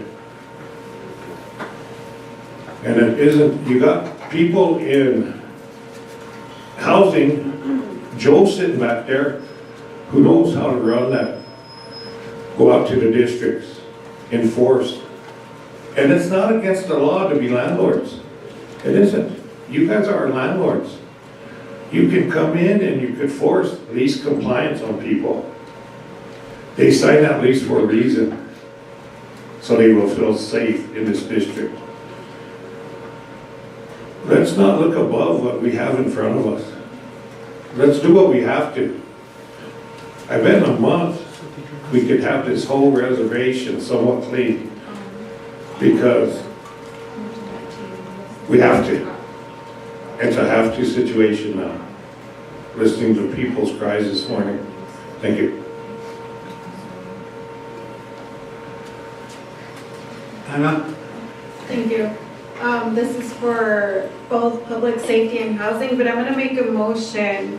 I was looking on my phone on the possibility of a high-density surveillance camera system in different areas, and I know we've talked about this several years ago, and it was mentioned again today by Sonia, and we've tried to incorporate that into our reservation, but I think with the seriousness of what we're facing with gun violence and homicides and a lot of crime happening on our reservation, we really need to try to safeguard our people with some kind of evidence also for their protection, because not everybody has a camera, not everybody has access to recordings.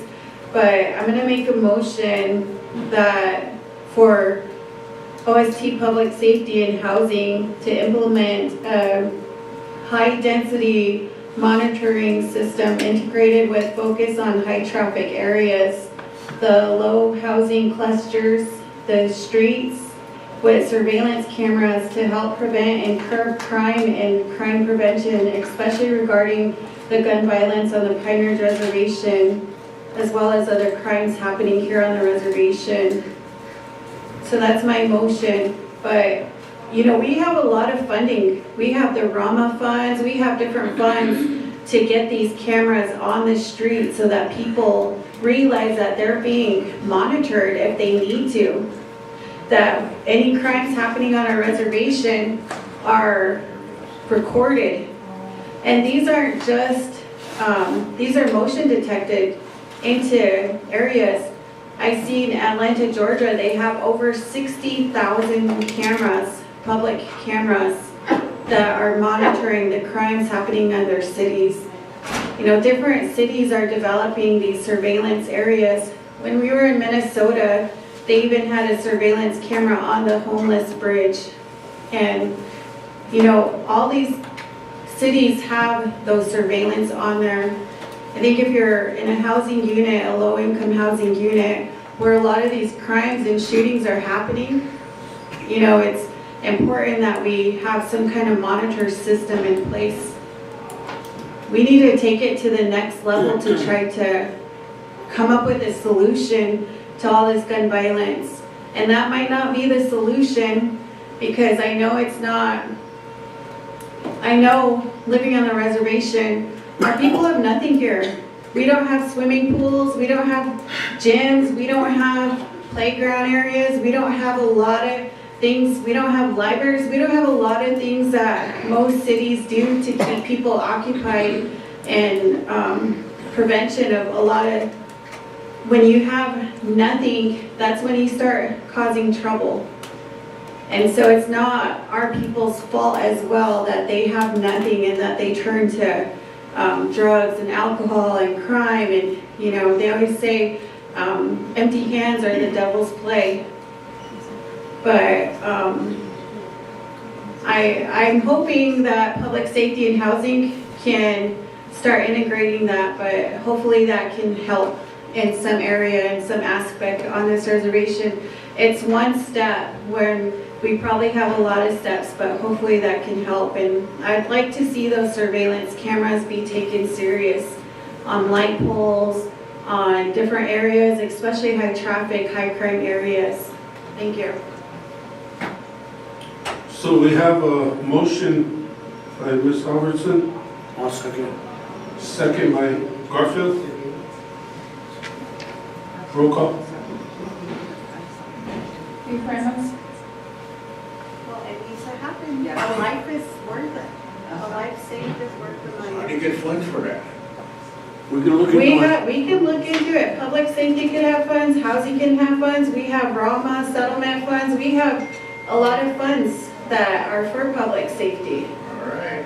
So, I mean, it's a start. And did a presentation, there's a grant for that, they're trying to get. There is grants out there, because that was mentioned in there as well, that there are grants for these, but we need to start somewhere with this surveillance. You know, the way that has the reins. We have a motion on the floor, we're running roll call. And we also need to stop worrying about the value and the cost of what things are when one life is worth it. One life saved, or one life that could be prevented from being killed because they know, oh, there's a camera there. We can't do anything because there's a camera. It was just a I question. know, and I'm Just a just question. stating. Okay. We're running that vote. Yes. Did you vote yes? You vote yes. Make sure. I did, we went out. He said it's voting like you, not voting, I know. Garfield Stuff. not voting. I was for Yeah. easy. George Dreamer. Yes. Richard Freeman. Yes. Norman Stanley Soldier. How do you say not voting in Lakota? Yes. Look it up. What? I'll have my relative give you information of it. I'm doing, Wait, you can translation what not voting means, Lakota. Mayo. Mayo. Mayo. Sonia Lohan Preston. Harrison. Yes. Troy Little. Yes. Julian Schweigert. Yes. 9 yes. 9 yes, motion carried. Can I have a question for you? Yes, go ahead, Beef. I got a question for you. I got some home ownership. You guys don't have to say so to people who are bootlegging out of home ownership places? No, we don't. Okay. Because I got a list, and I think 3 of them are out of home ownership. And a lady had some concerns about home ownership things earlier, which I think you guys were out, and maybe you can get the concerns from her later on. Okay. Yeah. Thank you. Norman? So I agree with the cameras because they're a very good deterrent, but I also agree that we need immediate action. So I'd like to make a motion that housing and public safety and all entities that are involved in the safety of our reservation, whether it be CPS or whomever, get a task force going by this weekend. It could be one from each entity, but we need something done immediately. Immediately. I'll second that. Doing our attorney general. And even our Attorney General has strong input into that because she can let you guys know what laws are enforceable and how we could approach different areas. Because we need this to go out there and we need to be strong on this. I mean, we need every officer in the field that's capable of going to hit our trouble spots. Let's make it known that we don't want it no more. Let's make it known that our houses have to be safe. Housing needs to force their leases that they have people sign. And I know that leases are strong, they're very strong leases. And that'd be my motion. Motion by Norman. Second. Second by Garfield. We got Julianne and then Sonia. I wanna thank Councilman Standing Soldier for that motion. I appreciate that effort. Also, thank you for the cameras because we've been asking for them for a while and I don't want us to just make a motion with no end result. So I'd like for that to be brought back to us so there is follow through on there and it doesn't just be a motion in the air and then drop off. But I'd also like to hear from the Attorney General regarding what we can do to strengthen the law for our juveniles who are causing disruption within our communities. Because we talked about behavioral health, we spoke about bringing public assistance into the JDCs, but none of them seem to work.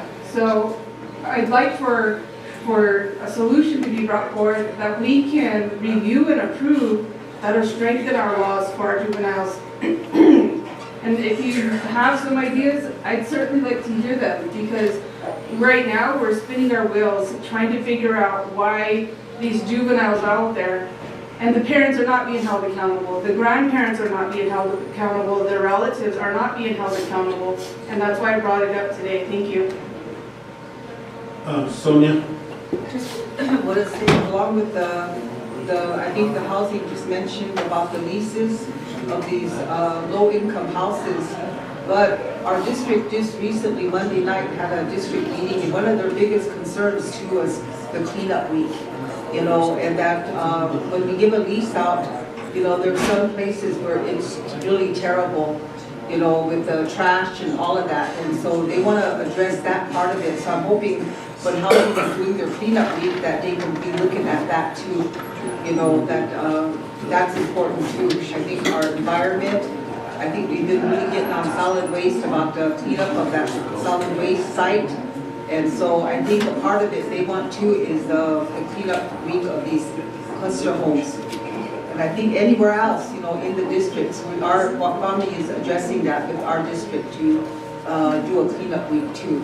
So do you want a discussion about that or? No, I just hope they can keep that on, you know, on the top of their list too as they're working with the housing. With we have a motion on the floor that we need to run. So, Anna and then Garfield. Thank you. I guess this isn't on the topic of the motion that Norman did, but it was more focused towards housing and how we can get more street lights out there for these housing areas. I know that's been a discussion many times in HHS and law and order, but I think that also needs to be taken serious as well. So if we have to do a motion to get more streetlights out there after Norman's motion, I'll get that motion made. Garfield? Yeah, and then I'm gonna entertain a motion after, I don't know, my motion is that, and it's just for my district.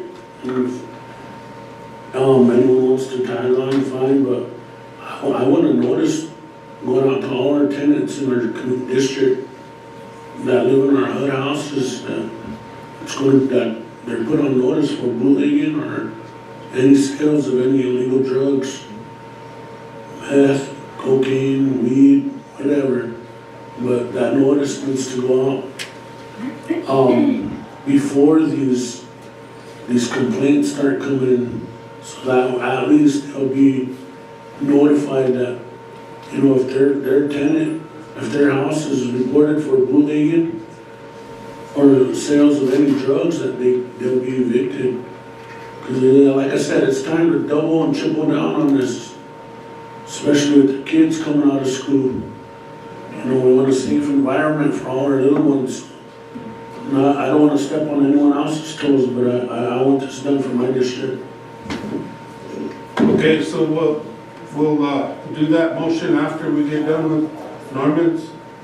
After some. Go ahead and do the roll call.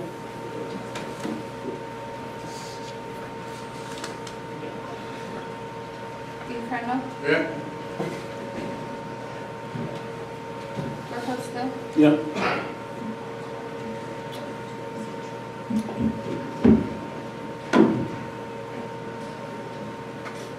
George Dreamer, Yes.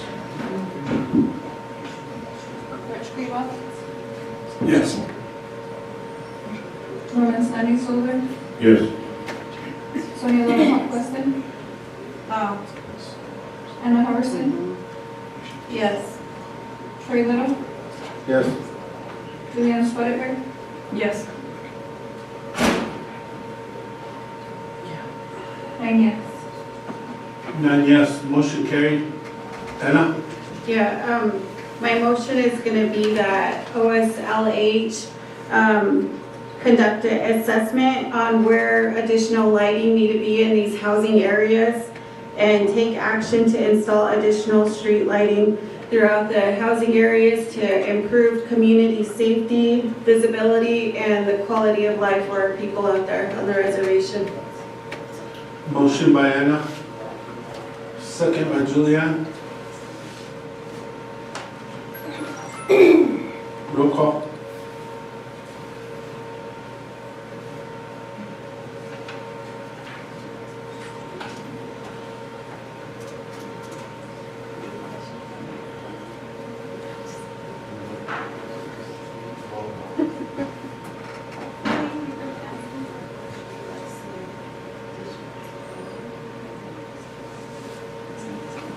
Inferno, Burkett still, Yep. George Dreamer, Yes. Richard Greenwald, Yes. Norman Standing Soldier, Yes. Sonia Little Weston, Anna Harrison, Yes. Troy Little, Yes. Julianne Spotted, Yes. 9 yes. 9 yes, motion carried. Sure. Can you read Garfield's motion?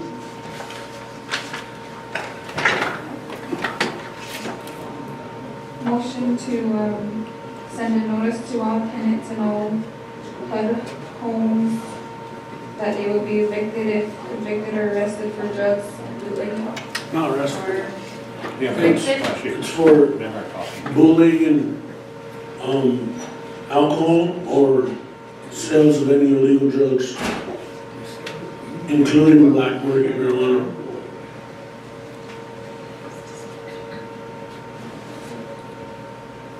You seconding that or? Garf, is it okay if I add my claim district to your motion? Sure. Thank you. Send them all. Yeah. All. I'll just Okay, write just all, do all, it all. yeah, all. I just didn't want to step on anyone's toes, so. And I'll second. Okay. Second by Troy. Where were you at? I don't know.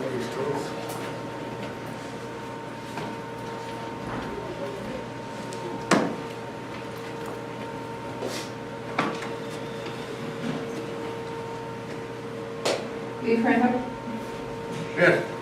Burkett still, Yeah. George Dreamer, Yes. Rich Greenwald, Yes. Norman Standing Soldier, Yes. Sonia Little Weston, Anna Harrison, Yes. Troy Little, Yes. Julianne Spotted, Yes. 9 yes. 9 yes, motion carried. Go ahead, Sergeant at Arms. Morning, Oglala. So this is to the housing and this is to public safety, the committee, anybody in here, but given the situation that we're in with our past history of our crime and our drugs and our bootlegging, is it possible just to have an ordinance or something to state that even if you're considered, even if you're, they think you're bootlegging or selling drugs, you could just go in and do a test, stick a dog in there, or do something, I mean, go in there and see, versus having to have an investigation, have somebody do a buy, the whole 9 yards. Is it possible just to push straight into a house and then Inspection. at any time, day or night, say inspection, but go in there and also take a drug dog in there too. But I mean, everybody's talking like they want to do something, and I think that would be something concrete that could be done. And then those people that are living in those houses, or, so I guess that's my question, can that be done? It's been done already. It wasn't done. So it's already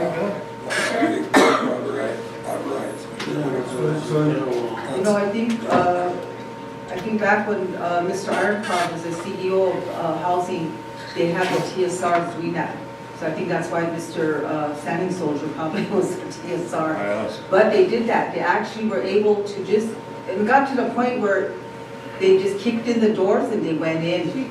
When they found out, and I think Garfield remembers this because it was his district that started complaining about him, because they would just go to if they got a call and said this house, they're doing this and they're doing that, TSRs just went over there.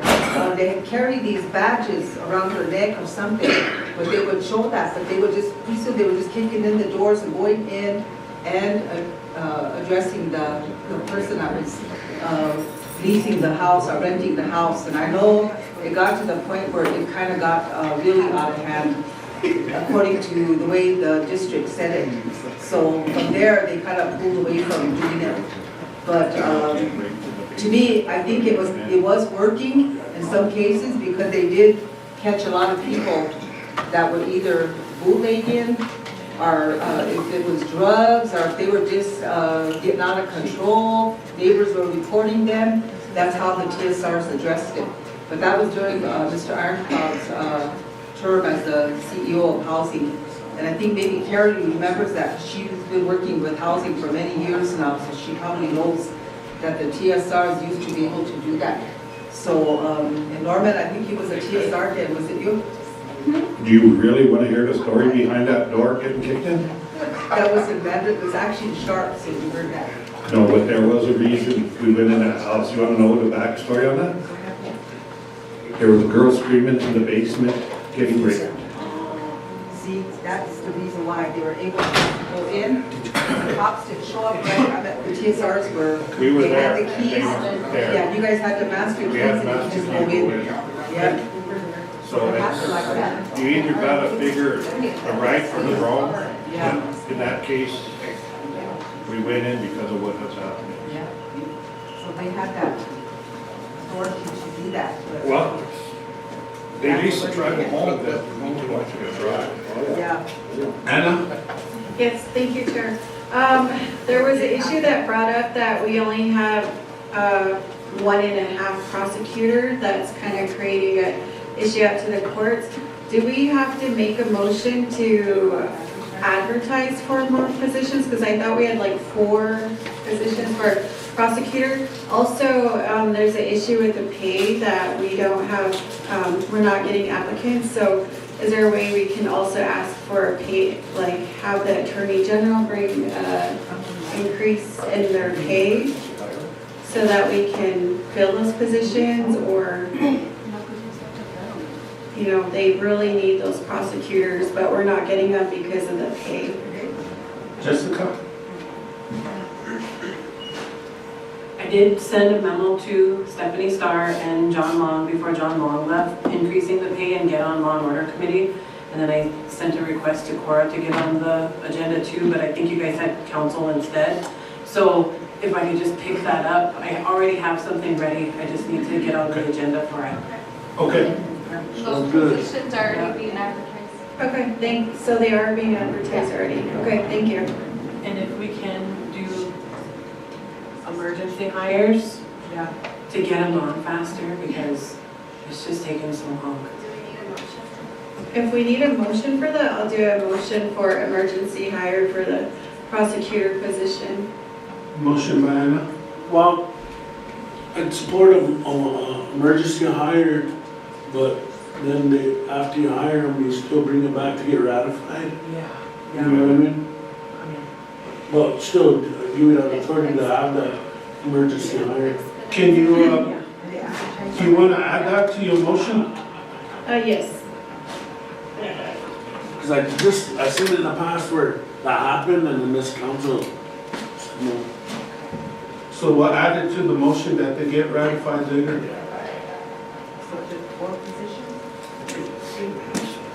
So to clarify, it would be 3 positions. Well, there's 21 to interview here. Second by Garfield. Yeah.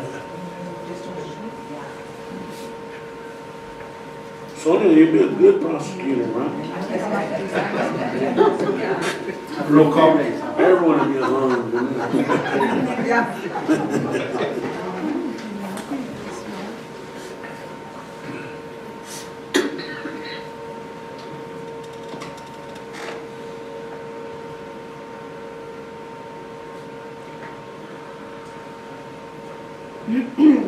Question. Oh, go ahead, Julia. So I know we can appoint as long as they meet the requirements and pass the background. And that's by council. Can we add that to the special coming up? On the banishment? The emergency hire. Just banishment. We could still add on, no? Add-on? You could if there's, how long were they gonna advertise? Until filled, Until filled? but I don't think there's any Applicants? applicants. Oh. Yeah, normally when we would do temp hires, you do a resolution in that form with that individual, and then you take it to council. So, Emergency hire. So I think there's people applying, but they're not getting a complete application or something. So they're not making it on the list for hiring. But when you guys were allowing letters of intent to come here and you pulled them that way, it went a lot faster. Because there could be just small things here and there holding somebody back. And I can't interfere with that and say, what is it? And then go track it down, so. Yeah.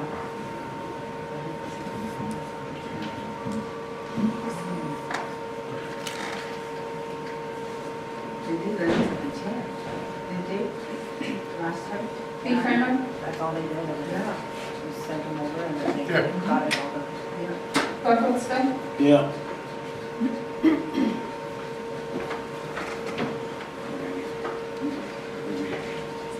Norman Stanley Soldier.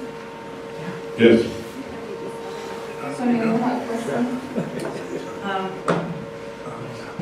Anna Harbison. Yes. Troy Little. Yes. Juliana Schwager. Yes. 7 yes, 2 not voting. 7 yes, 2 not voting, motion carried. Go ahead, Garfield. Chair, this morning I sent you a text. I asked if we could get an update on the chief applications and banishment list. Is that possible? On the chief of police. I asked for an update on the chief of police, how much individuals applied, and then that banishment list for Monday. Is there a way we could get, ask Stacy for that list?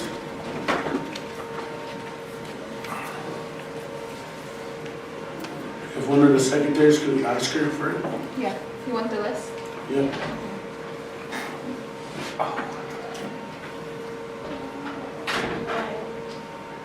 Where's my meeting, special? Here, Your district? No. Oh, is it here? I got the regular. Oh, okay.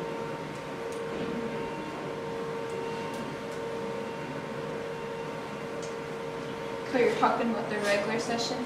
You're talking about the regular session banish, or the hearing for Monday?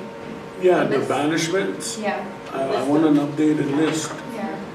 Okay. that she's presenting on Monday. Okay. It'll be here. You know, just a quick question. Before you guys go, I was gonna yield the floor to Mr. Henry Redcloud. He would like to address the law and order real quick.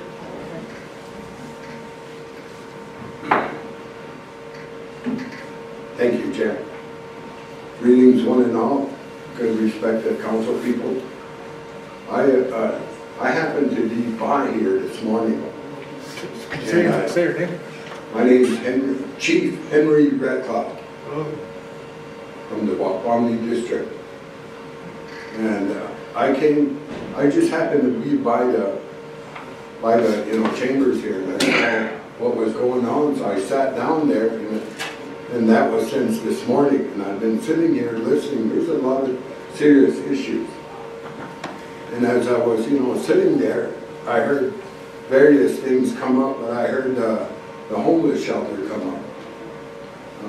So, $391,966.75 is what the homeless shelter has.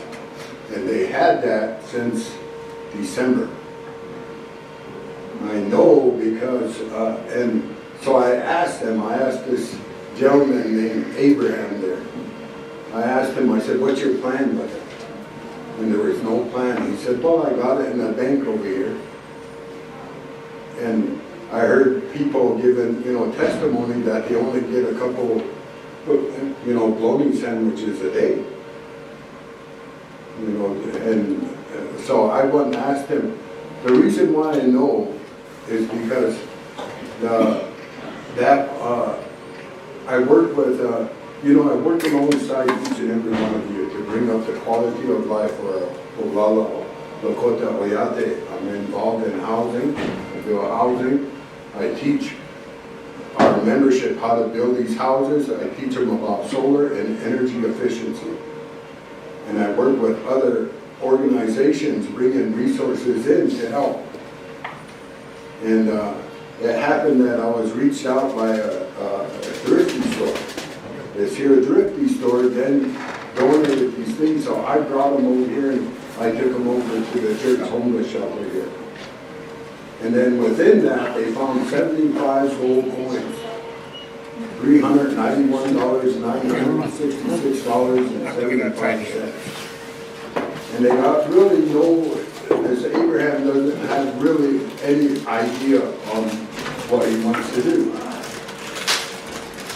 And so I pressed him on it because I donated this stuff to him without going to the clothing or anything. I went and donated it to him. And they found that in it. So I asked him what he was going to do. And he really didn't have any plans. So I said, what you should do is support us and let's build a house for one of these homeless people. I wasn't asking that. That's quite a bit of money, almost $500,000. And, that went by him. I spent some, time with him, and, he's not really good for the people, I believe. He's not, he was making jokes, and it wasn't good.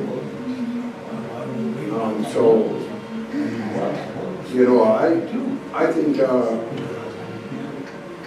he should be brought in here or brought before the council and asked. We have a lot of people. I've been here all of my life. I'm probably related to each and every one of you here. Back in 2020, they designated me chief. So they put a bond on me up in the Black Hills, up at Fairview, in a real good, honorable way. And I've been carrying that and doing what I can to bring up the quality of life for the Lakota people alongside you. So, I believe that we need a Lakota person. Could you let the gentleman speak? I believe we need one of our own relatives to run this homeless shelter. We don't need no Washi Jew. Takes the fat. That's what he's doing. In front of our eyes. In front of my eyes. So I think something seriously needs to be done. You know, he was still joking about our native women, which I didn't like, but I didn't say anything. Because I wasn't in that, you know, I thought about taking offense right away and then, but no, we got warrior society to do that. I got this other role that I got to play. That's why I'm bringing it to your attention. So I believe that something needs to be done. I've been since '03. I've been a nonprofit here.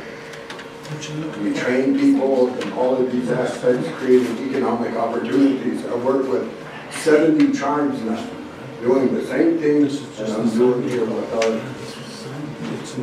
our people. So I know about fundraising. I go across fundraising that, so we could get people here, our own membership, a house, a solar array, education around it.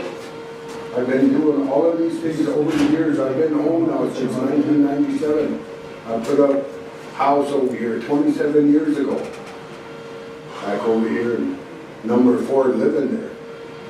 Started many things at the grassroots.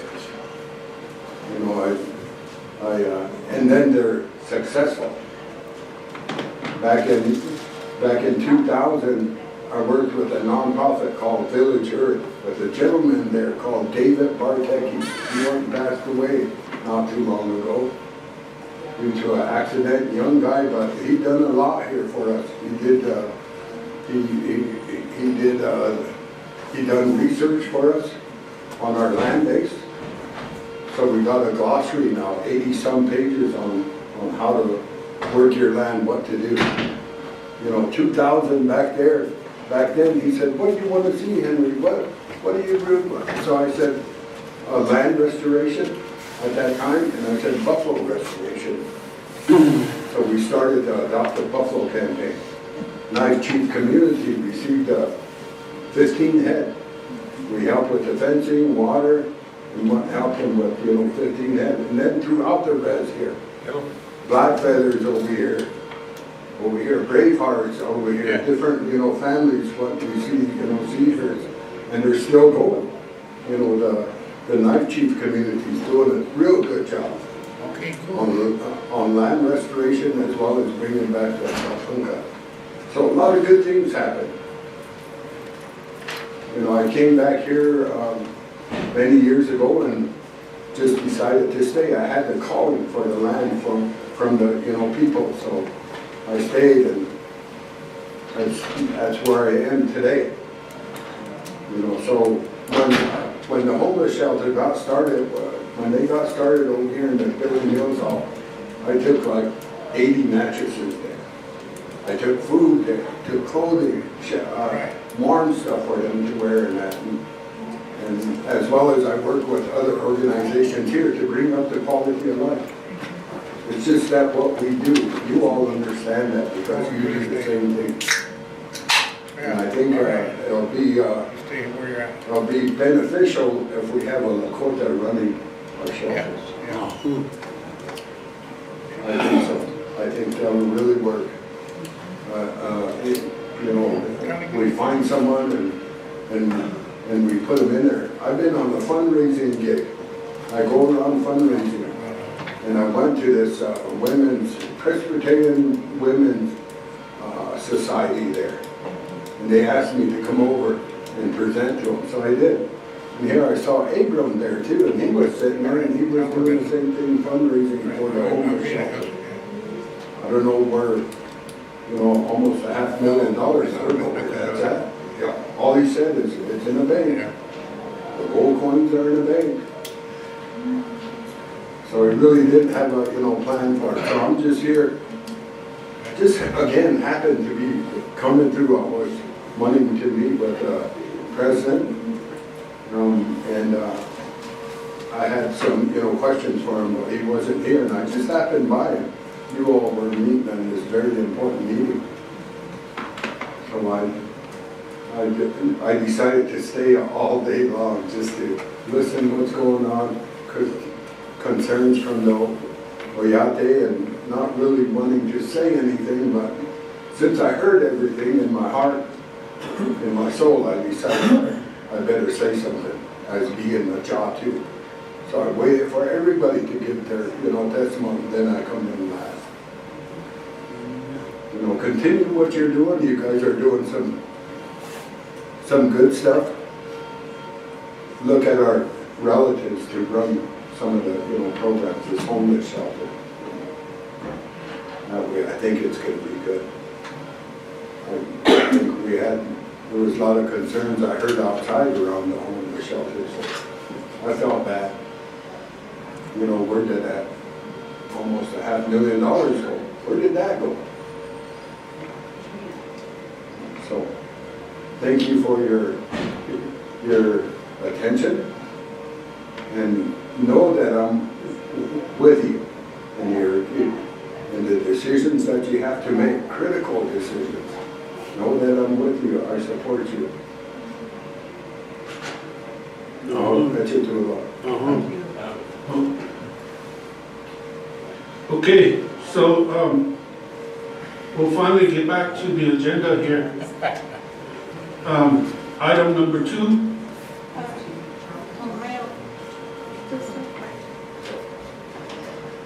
Thank you. Well, the Attorney General's here, and her items were submitted to Law and Order, but they're not on the agenda. But while she's here, can we address them, or do you think we put that on the? It's number 6. Okay, and then also can we get homeless shelter on the agenda for the future, next meeting? So next item agenda we have is OST Child Protective Service. Hold on real quick. So when Jess sent me the information on her raises, the process is she needs to update the job descriptions and then send it to the grants committee. And they approve of their raise. They look at the funding portions and if it could be done. And I mentioned that to her. That's why I didn't put it on the agenda. So.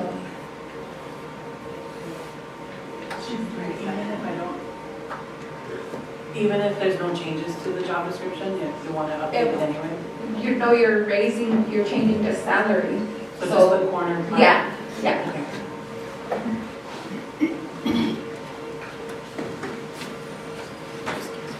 Okay, Susan, introduce yourself.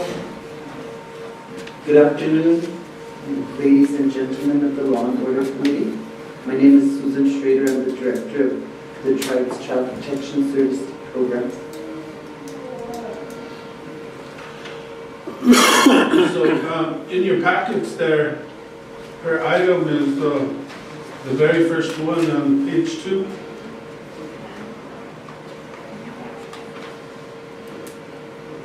I'm going to make a motion to approve the contract, I guess, and forward to, I'm kind of wondering, we should forward it to, I don't know, you need this person on right away? He's already on. Yeah, This is, he is. He's one of 3 attorneys. The Bureau gives us legal assistance to ICWA, and that's where Mr. Parr is paid for. The tribe pays for Mr. Jim Sword, and Tiwahe pays for Todd Love. So we have 3 attorneys. okay, so I think the dollar amount doesn't, so it's already went through grants, and now it's to you, and then I think because of the dollar amount, it has to go to full council. No, well, the only thing is, the council is the only one that can approve contracts, attorney contracts. Yeah. So I'm kind of wondering if we should just, if we could add it on to that Monday's, the 20th special, That Mr. would Chair. be nice. I'll make that motion to approve and forward to the special on April 20th. Second. Motion by Sonia for approval Forward to the special on And the forward 20th to the special on the 20th. for approval. Second by Julianne.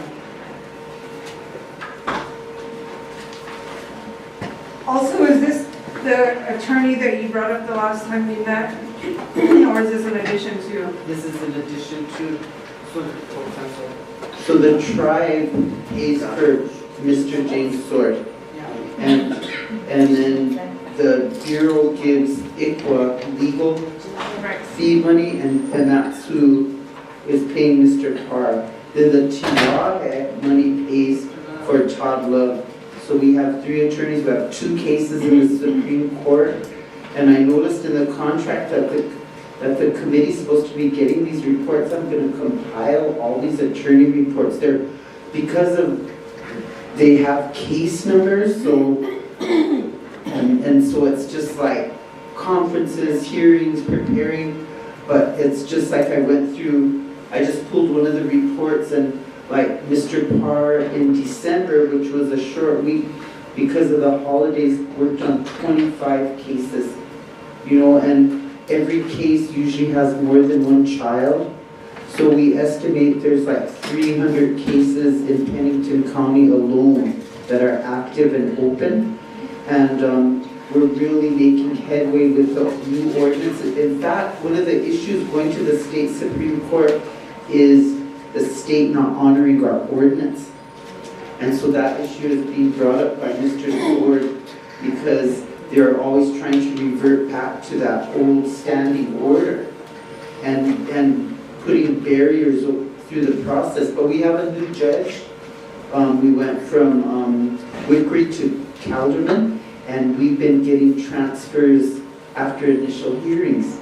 You know, like getting kids back to relatives right away versus waiting till advisory and adjudication hearings, which are 30 to 60 days down the road. That's relieving to hear, because I know that was a concern the last time with the previous judge,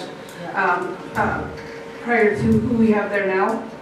Mr. Sword gave a really good update the last time he was here. So I look forward to hearing from him again, to hear if our numbers have changed, if they've increased or gotten better. Yes, I'm not the attorney, but I oversee these cases, and we're up to about 8 transfers a month. And like I said earlier, each transfer always has more than somebody. There was a case, you guys, of 13 children. I mean, there's a lot of kids. And so, yeah, one family, but 2 mothers, but still, you know, it was one case. But I was thinking about this on the way down, and Tiwahe is having that grand opening, and I think they have Friday the 23rd, is it, for you all? And I was wondering if I should have these 3 attorneys come down and do a presentation to you guys at that time. I like that. Then that way, that would be an update on where we're at with ICWA and Pennington County, because I really believe that through the council's support, you know, and even the AG, I have to, you know, I'm really happy we have her services as well. I have some of these to give to that. We've really made a lot of headway with ICWA. The schedule is on there, and I do believe council is Friday. Thursday. Oh, Thursday? Yep. So maybe Thursday is court date for so maybe I could see if they could come. I'll try to get them there to give a presentation, but you guys are Thursday? That's what that says. So, I don't know why I thought it was Friday, but okay, so I'll try to get them there. I know that's court date for it, but that's the end of the month, so the docket usually isn't that. Is our law and order. Oh, okay. So you can always maybe have them come on the 22nd for law and order. I shall follow up and get them before you, because I think it will be a positive report. Yeah. You know, I think it's a success, and we need more of those successes as. The 27th, we also have a special. I think it'd be good for the full council to hear that as well. Okay. So either 22nd, 23rd, or 27th, that would give. Because the 27th would be on the Tuesday? Yeah, it is, huh? On Monday? What's the special on the 27th? The special is the American Horse School. At American Horse. On Monday, huh? Yep. And then regular session on the 21st. 27th. And then just to let you guys know, we had the U.S. Attorney scheduled for the 22nd. They had a scheduling conflict and backed out of it. So we're still trying to reschedule them. Oh, okay. But we have a motion on the floor. So, roll call. Chief Randall? Corporal Still? Yeah.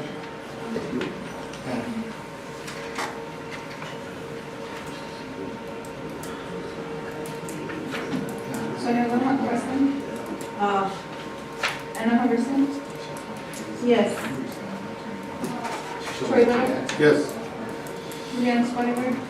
Yes. 6 yes, 3 no. 6 yes, 3 not voting, motion carried. Thank you, council. I have a question. Go ahead. I have a question regarding the issues that came up that were discussed this morning. So one of the questions were, what was CPS's involvement in that? How would those cases get referred to you would that be through the law enforcement? How does CPS become a part of that role when it's involving a juvenile? In what I listened to this morning, that's criminal behavior. That's criminal behavior that those juveniles are partaking in. If there was a mother that was, if the offending mother had small children there, then that would be a safety risk to those small children. This is how I would interpret it if you're asking my opinion, Madam Councilman, but that is juvenile criminal behavior, assaulting an adult. So CPS, I believe that's a AG matter. I'm sorry, I mean, we can, at this point, until we have more resources to, the diversion program or some kind of wraparound program, and at some point I want to get to development of resources, but at this point, if that referral came to us, that's criminal behavior on that juvenile's part. Thank you for that. And I just wanted to say real quick that Carrie and I are going to do an email, and we're going to try to have a coffee meeting for early in the morning, just on Friday morning at the housing, to develop a task force. Okay, have a good day, everyone. Thank you. Thank you. Okay, so on the chief of police advocates, there's 6 doing background investigations. Perfect. 6. Perfect. On the chief of police, there's 6 that are currently doing background investigation on the chief of police. So there's 6 of them currently. Does she have names or no names? She didn't, no names. And then she said when the final listing is complete, she'll send it. Chief? Yeah, the chief. What about the banishments? Stacy, she said she was waiting on all the resolutions from the attorneys, and then she'll send a list. So we just can't see the list? I don't Yeah, want she to see said the she resolutions. can send it, I don't care for the resolution, I want to see the list. but she said she will send out the list, so. We're banishing, tribal members for, I think what we put down as criminal, if they're, if it's a felon for drug use, selling drugs, even at a tribal level, and now we say state level and federal level. But today we have people that were banished that are still walking the streets here in Pine Ridge. So how are we going to handle that? I think we addressed that with the chief of police. And he said, well, we have them in the system. So if we have them in the system, why are they walking around Pine Ridge? Why?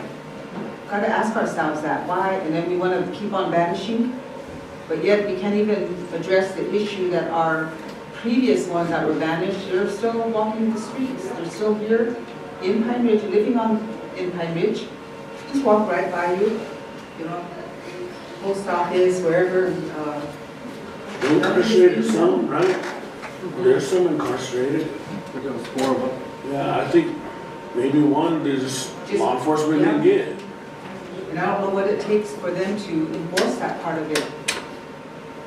You know, so again, that's the other part too that we need to probably start addressing. So, to Lieutenant Jack, do you guys have like a list and photos of all these individuals? I've never seen one. The chief of police, Ivor, told us he had a list already. Put them in the system, is that what they told us, remember? Yep. The system. So if you look them up, it'll pop up that they're banished. So all the officers were able to see him. Yeah. Okay. So that was reported to this committee by the chief of police. So maybe you can look into that to get it out to all the officers. So what Councilman Little Hawk Weston stated, that can be enforced. And but Ivor was supposed to do that. I don't know what needed to happen there, but it sounds like it's not happening. Unless it's their jackets. I've never seen one of their jackets either. Jackets that they're profile, like corrections, and I haven't seen nothing yet either. Okay. Well, Julia? So the AG said it's in there, and it's been in there. So maybe the officers need training. Is training being provided for those officers? Yeah, it's in there. In Zerker. If you click on their name on Zerker, the letter from President Trump is on there. Thank you. Maybe training. How do we get the list? So, I emailed it out like a million times, but I'll email it again. There's a list of the ones that are currently banished, and then when you pull their name in Zerker, there's a little icon next to it, and when you click on that, their order of banishment comes up on it. And then if you see them, then you arrest them, and then I take over from there. And you guys did bring me some, but if there's more around, maybe people could put it in the tip line and say it was last seen by big bags or.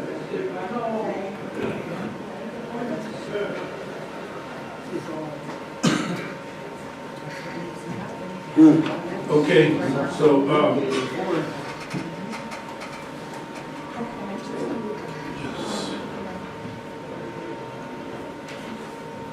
So as for the RFP for the election commission, it's the first time we advertised, we didn't receive any proposals. And so they re-advertised for 14 days and it closes today at 2 p.m. And we haven't received anybody currently for the election commission.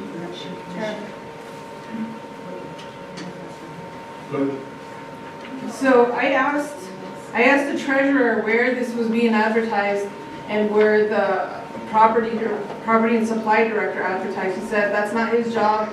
It belongs to the secretary to have it advertised, because I looked where it's advertised. I don't know where it's being advertised to identify whether it has been advertised.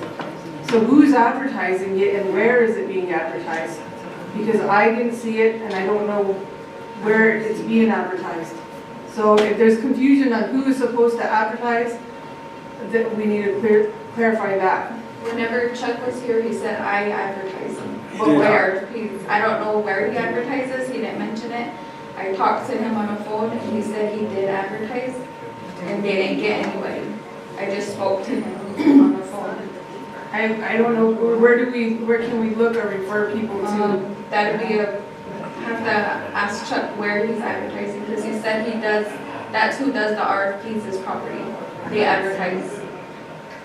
You know, I buy the paper I don't see it on there. Right, so yeah, I don't know how he has it, he's advertising or where, so I Yeah, can, maybe you can ask him. I could have him come to the next meeting or call him or whatever you guys want. But you need the motion today to extend it. Yeah, But what are we approving to advertise? extend the deadline, extend the date. But I think Is he he here needs to today? show us something. Where's the Could you advertising? use your mic? Is he at work? He needs to show us something. Tell him, we need to see where he's advertising this. We'll just bring him to committee here. Yeah, he can just tell us, well, I'm advertising it, nobody's gonna put, no, We'll Chuck. bring him here. We need to show us I'll have him, exactly what you're advertising. I'll We need to have see him- that from him. Yeah, we need to do that, 'cause they could tell us that, but I have never seen it on a paper. And I do read that paper, so if he wants me to, I could pull all the newspapers I have at my house to show him, I haven't seen it. Okay, so, the next item on the agenda is for the courts. Hannah? Advertisement for courts. Is that for for the prosecutor? advertisement. No, that was on the, to schedule a meeting with the courts, Sonia brought that up. I'm the one that got that up. Oh, sorry, I thought it was Hannah. No, I think that I wanted Cora to go back and look at the minutes, so remember we talked about that. Yeah, there was that one and, we scheduled it, but remember it had to be rescheduled. Yeah, but And then, is that the one you're talking about? Yeah, Is with the judges and the courts and the prosecutors? AG, Yeah, the AG. yeah, that's the meeting I think we needed to, try to get scheduled. Yeah. And after today, listening to all this today with the gun violence, this is not happening, that's not happening.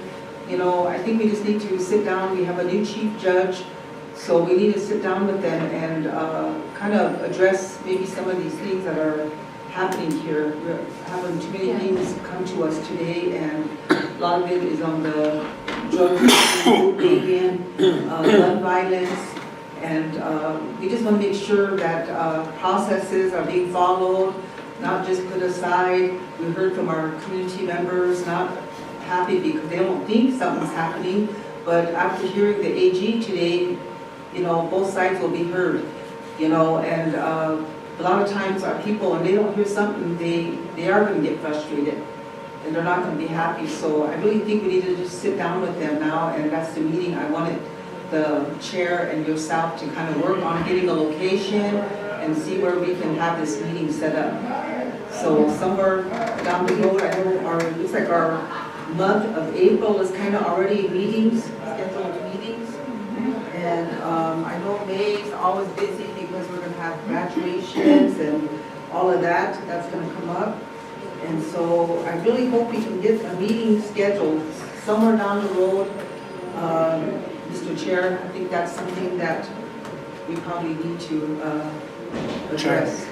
I was gonna ask for May 5th and 6th, that'd be HHS and Law and Order Day. Since Well, it's that housing day- and Law and Order. That day, I'm planning on going to Pat Ross's court. Is that week, day? That's also me and Lyle's birthday. You'll be there, all right? Yeah, just say birthdays. Yes. When? May 6th? But on May 5th, that's when Pat Ross's Well, court, don't we have a vice? sitting right behind you. Norman, Lee. Yeah, if you could just set it up for the 5th and 6th, and then, you know, you could go take care of that, and we can take care of this other shit. Because I don't want to wait way beyond on May, because school's going to be getting out. So I'll make a motion that we do May 5th and 6th to have the meeting with the courts, Attorney General's office, Law and Order Committee, Housing, CPS. Well, this one, Sonia wanted the chief judge, prosecutors, AG, and the court administrator. That one was different from the bootlegging. Oh, yeah. Well, this, the one I'm talking about is the bullying and stuff. So Sonia, is yours in regards to what? It's just in regards to everything. I Well, think see, that it can all happen we together. all address that, and I think one of the judges there too need to be there. At least 2, whatever, and I think Ms. Ironclaw said, yes, I agree with that. I'll bring the judges or whatever. So maybe we can have it at the casino, Yeah, huh? at the casino. Maybe to set it up at the casino and see if we can meet. But, Pay 5th and 6th.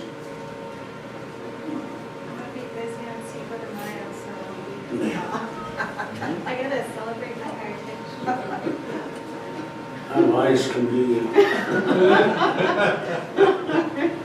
So, Beef, if that's okay with you, I'll be there on the 6th, but if you can handle the 5th. handle it.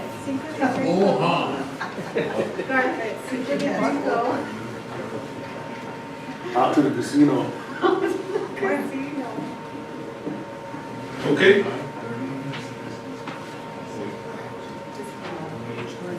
Made a motion. Second. Motion by Garth, second. Second by Sonia, and Beef. Roll call. Beef Randall, Yeah. Garfield Stone, Yeah.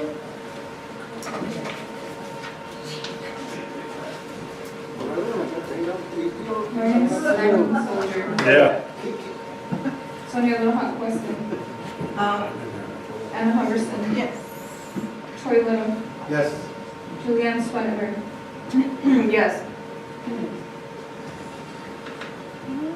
7 yes. 7 yes, motion carried. Okay,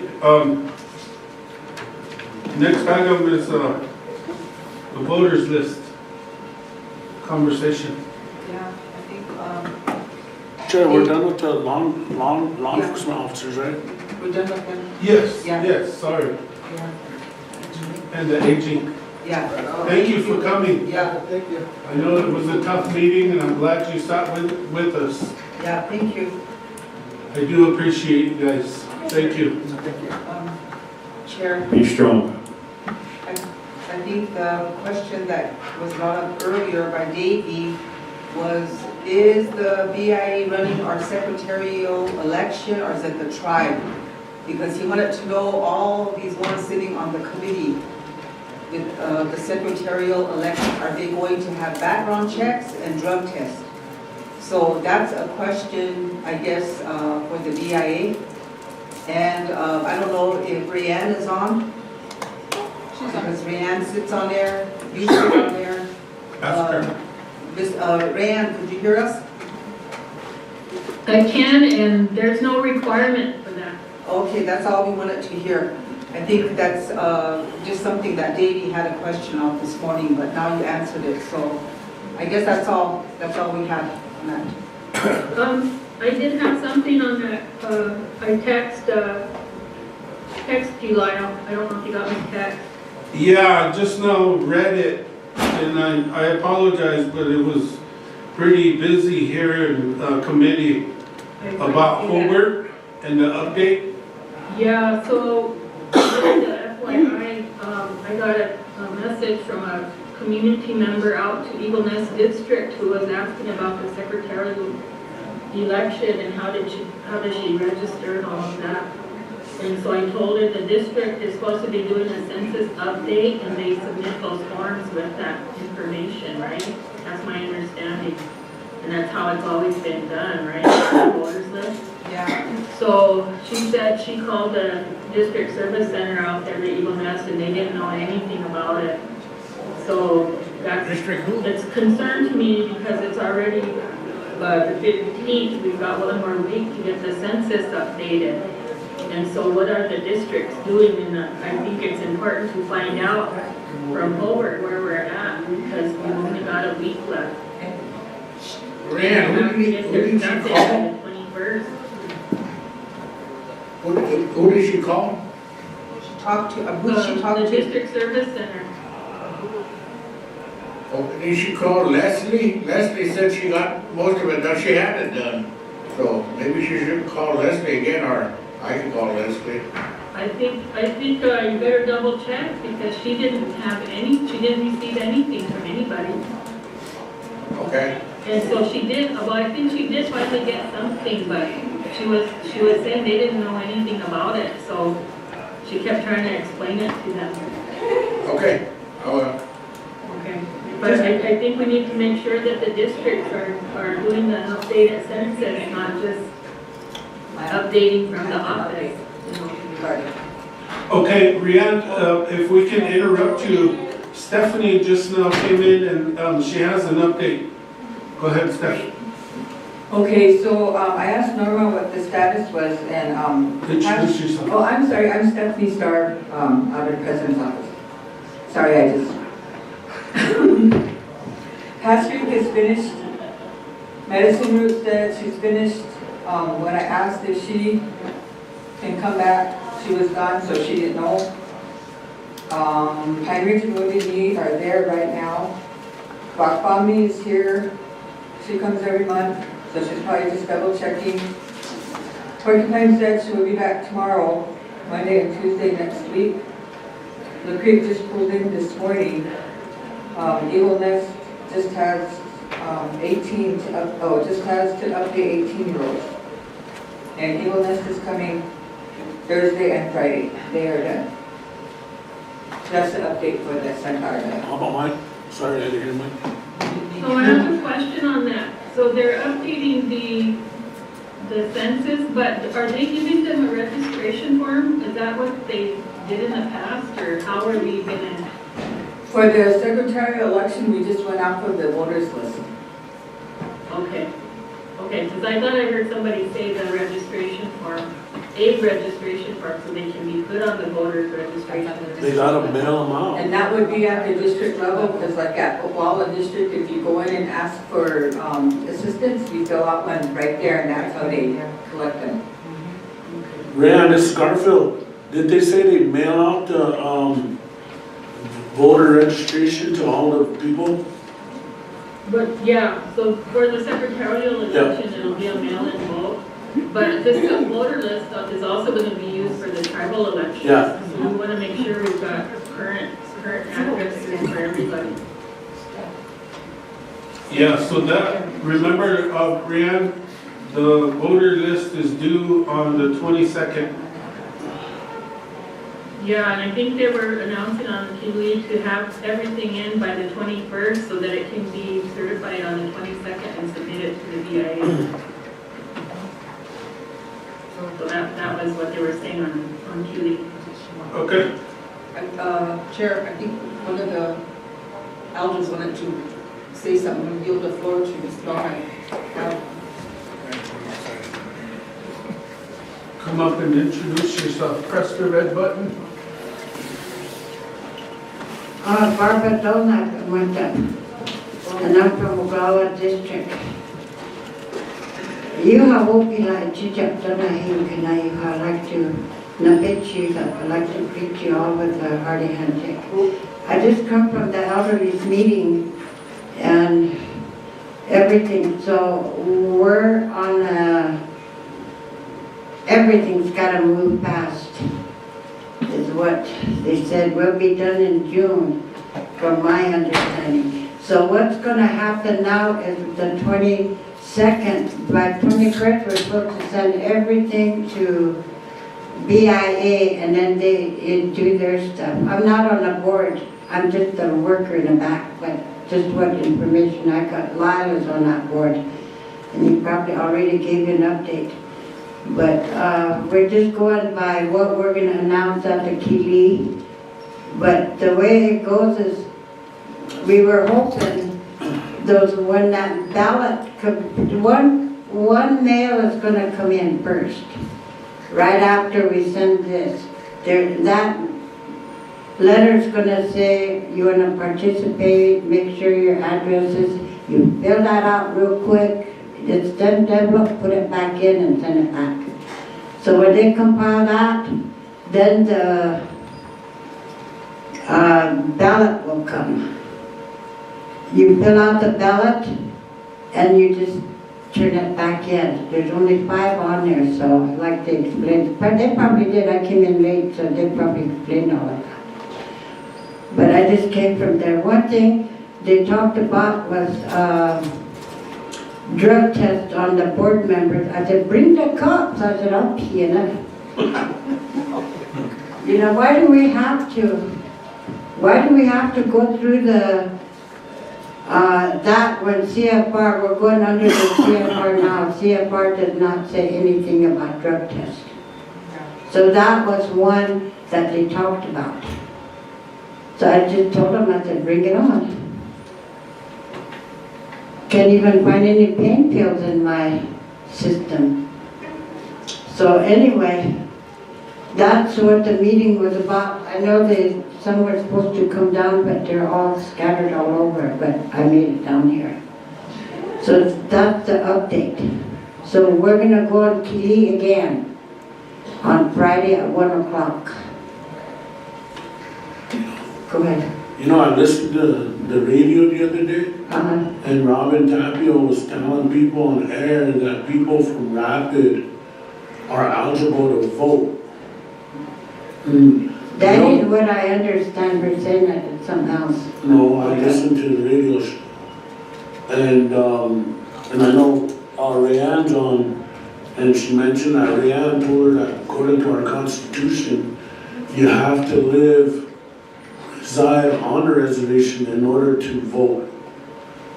And she said that it was told to her from someone through the Bureau that as long as they have a P.O. box number, that they can vote. And that's going to cause mass confusion. It's going to cause a lot of chaos. That's why I'm here to make sure when we go up on Kili, you know, we'll straighten that out. But I was sitting by her.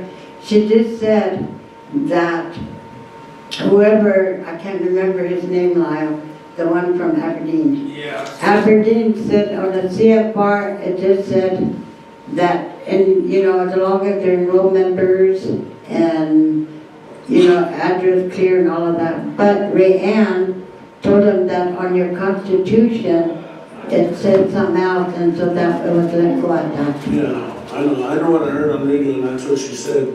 She said that it was said that as long as they were an enrolled member and they had a P.O. box, they lived in Rapid City, but they had a P.O. box here that they could vote here. That's what she said on radio. Well, we'll make sure we straighten that out, Garfield. Yeah, I think so, because we don't need that kind of confusing people. No, because we're going on. We're going on, so you're welcome. Why?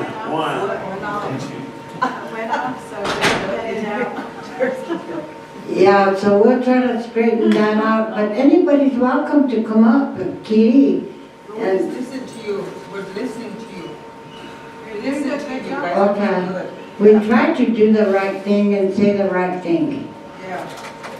And these meetings that we're having for the commission are happening every Monday.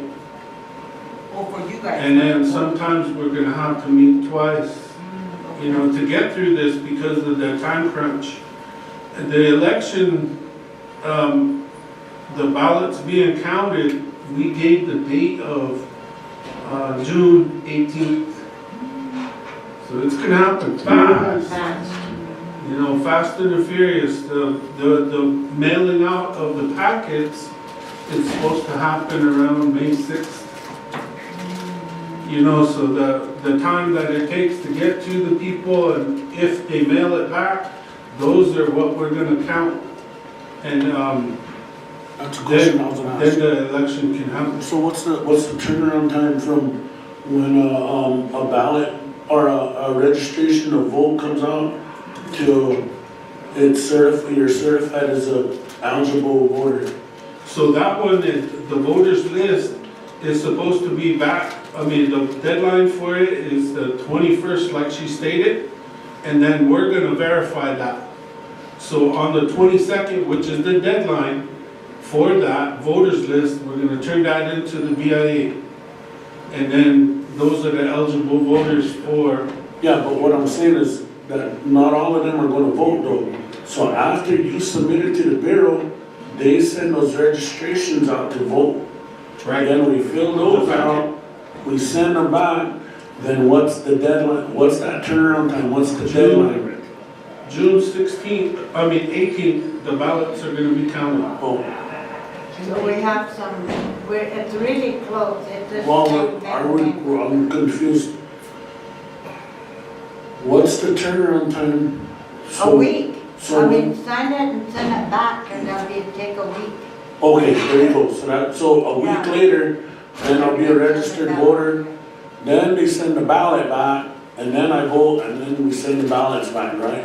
Okay, it's something that I'm not really, they're gonna send they're gonna send you guys a list of the voters list, Yep. voters list. It's supposed to be hanging somewhere. And so, we talked about that today. And another thing is, at the post office, we were talking about people called in and said, have somebody there with a little table and help some of them fill it out however they want it.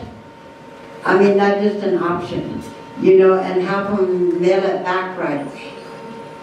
So I don't know if that's gonna happen, that's up to these guys. Yeah, so that voters list is supposed to be posted in every community, every district. Mailed at the post office, the stores, like that. So everybody knows who's eligible for this secretarial election. The ones that wanted, that filled it out and participated. And so that's what we talked about, and we even talk about what we're gonna say, what they're allowing us to say at Kili, you know. So that's why we always have those meetings, and then you guys have a weekly one, right? So now, do you guys have a time frame Yes.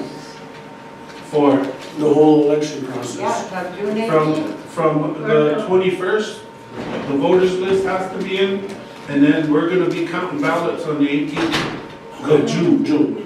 Yep. And then, so then, when that's done, you certify the election results, you send that to the Bureau. What's their turnaround time to sign off and certify the election? That one hasn't been discussed yet, we're just trying to get that initial. And the reason why I'm saying that is because we don't need our election process starting until this is complete. No, Because if our election process starts, this ain't complete, then we gotta go with the present election process, which is however much council reps per district. Because this won't be, we won't be able to follow, like if the one rep per district goes through, we won't be able to follow that unless our process starts after it's certified. Right, and I'll get that answer to you in the next meeting and stuff, and I'll bring that up. Okay. And the reason why we changed it, we did change it to Tuesday to accommodate Alan, the attorney, Rayanne. But it's so confusing, but since they meet on Mondays, we decided we're gonna keep it on Wednesdays since they can't make it. So they would, you know, tell us, there's some on the board.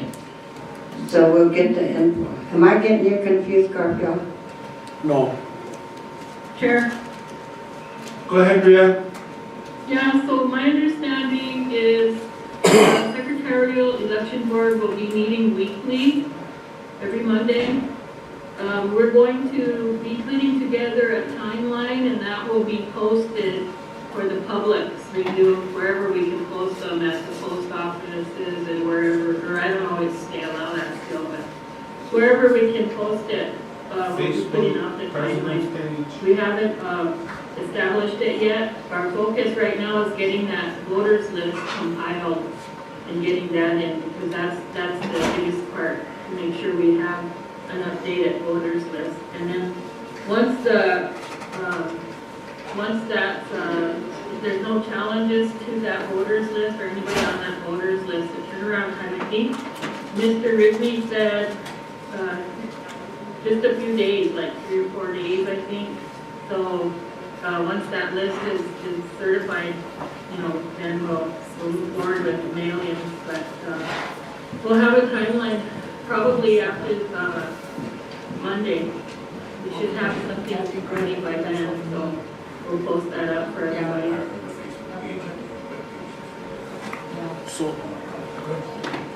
So the tribes election petitions go out the first Monday in August. So this election will be determined by the end of June. Yep, and that's what I'm getting to. So Yeah. if we hold off on bringing in an election committee till the 1st of July, then I think we'll be okay. But they're gonna kind of have I to, don't even think you need to hold off on anything with our tribal election because we can make those changes if it happens, because we don't even know what's gonna pass and what isn't gonna pass. And also. well, see, then that's why it'll be smart to not start until it's done. So you won't have to make all those changes. It'll be done on June 16th. What changes are you anticipating? Yeah, no, the only ones I'm anticipating changing is how much council reps per district. Yeah. But people can still put their applications in. Or their intents, or whatever. Yeah, I get that. I want to throw in just a little bit. At one time, I heard this doesn't take effect on the 27th, right? So nothing, I don't know how true that is, but somewhere along one of our meetings, they said it doesn't take effect. Can you find that out? Yeah, because that's confusing me. But when the time comes and if that one rep passes per 9 districts, when the election, our tribal election starts, it don't matter how many people apply during the district of that election. 5, 6, 7, 8 of us can apply for Wakwami district rep, but only one is going to be selected. So that's kind of how, we kind of see it too. Well, see, that's why it'll be 2 for the general instead of 4 for the general. Yeah. That's what I'm saying, those changes you need to know. If the amendment passes for the secretary and the treasurer, I think that's what's gonna change. Yeah. Well, not only that, Riyadh, but how much individual candidates go to the general election. So, like right now, Wakwami has 6 that go to the general. If this ordinance passes, then there'll only be 2 reps that go to the general. But the generals, when? When is the general? November 4th. I think it's November 4th. Yeah, so there's time. Yeah, for the.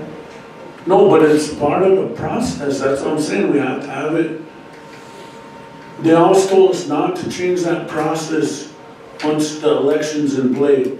You don't touch the ordinance. And that's what I'm saying. As soon as this secretarial election is done, and then we kick right into the tribal election. But I think since we passed the ordinance for the election code, whoever gets in there as the election commission will have to work out all of that. So we don't even interfere in it. We ain't gonna even tell them how to do it, what to do.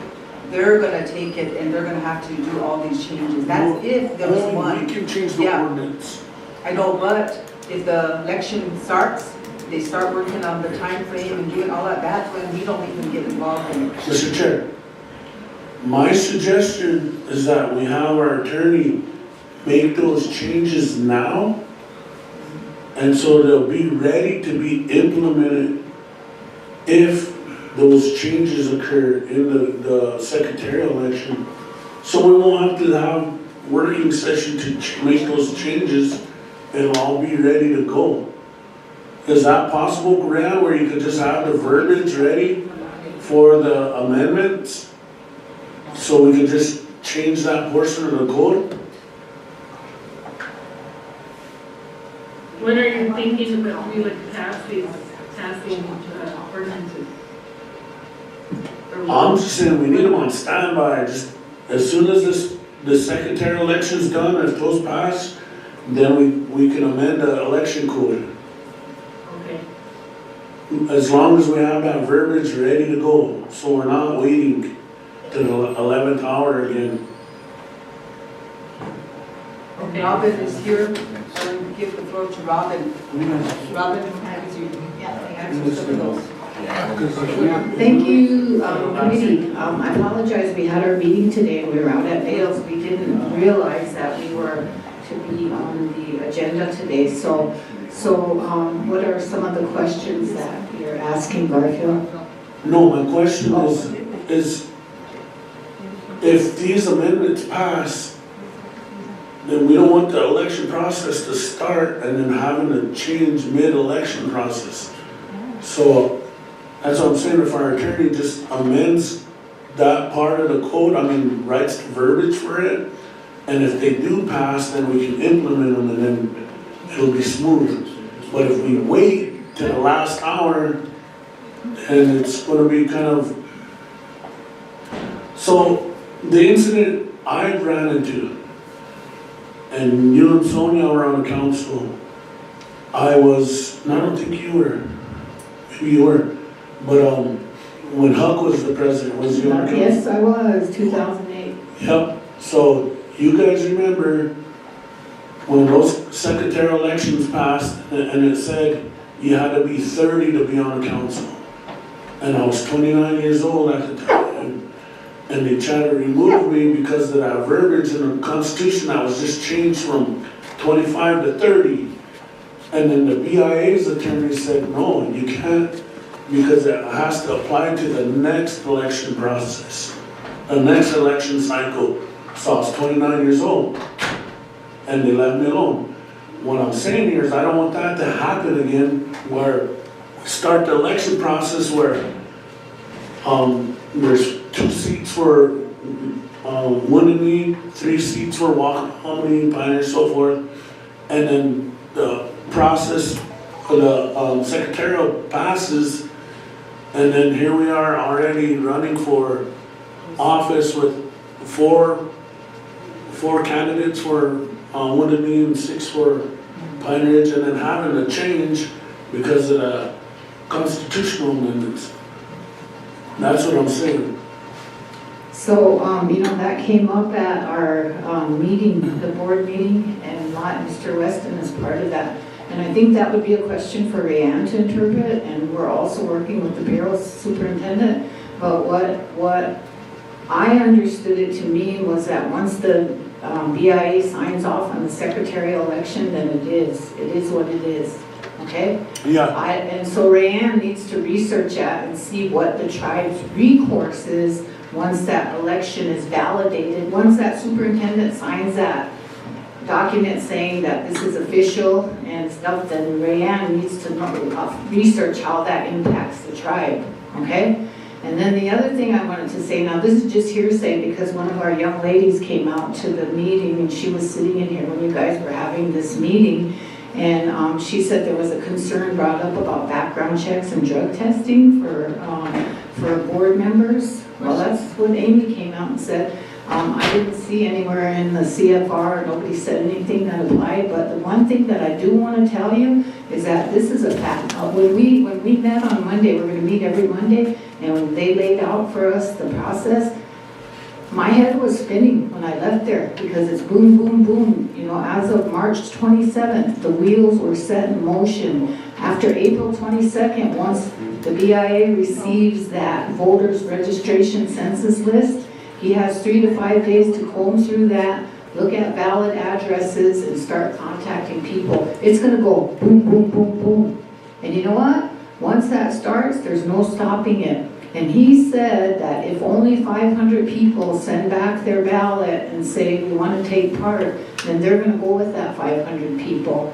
So that's why we're trying to get out there and tell people that this is a very, very important election. Your voice needs to be heard, So that's a good question. I can't answer that. I don't know. But what I was told and what I understood was once the superintendent signs off on it, then the Constitution changes and it's in effect.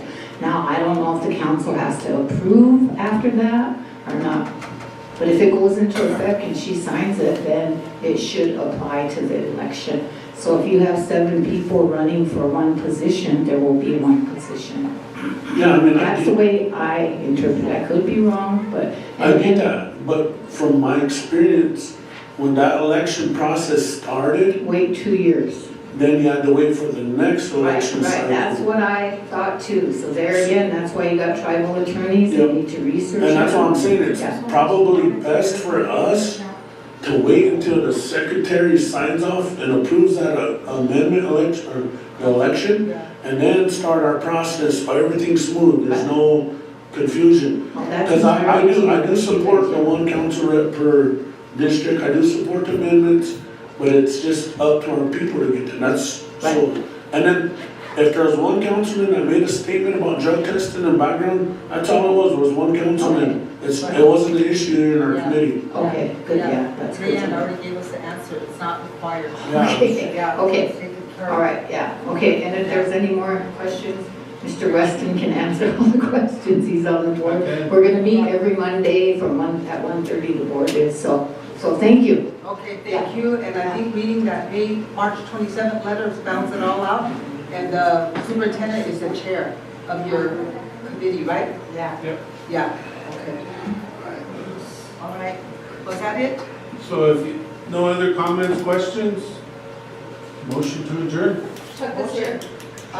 You could give a little update. Oh, we got Chuck here. Hold on, hold on. Mr. Ross is here. All rise. Good afternoon. What was going on?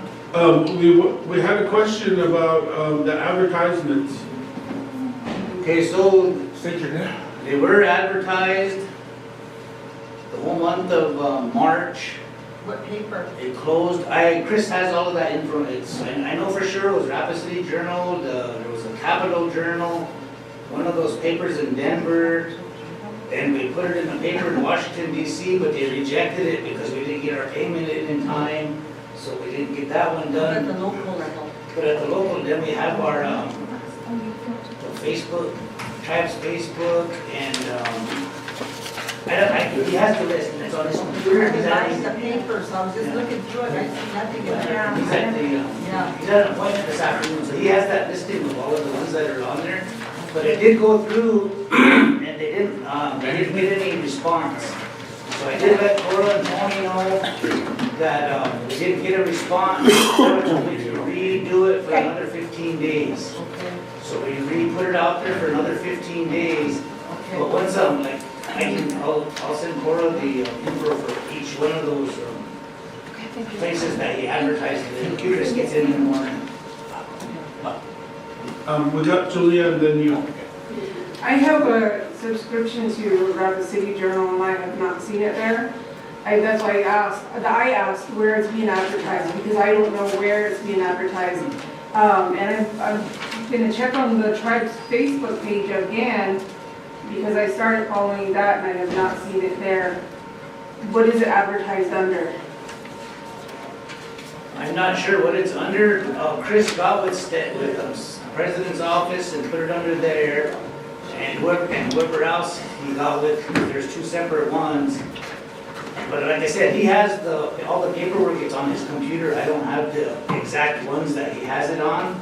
And on some of them, they don't go in the newspaper every day, but it's on their website as well. So if you look on their websites, you can find where most of their stuff goes to it on their websites.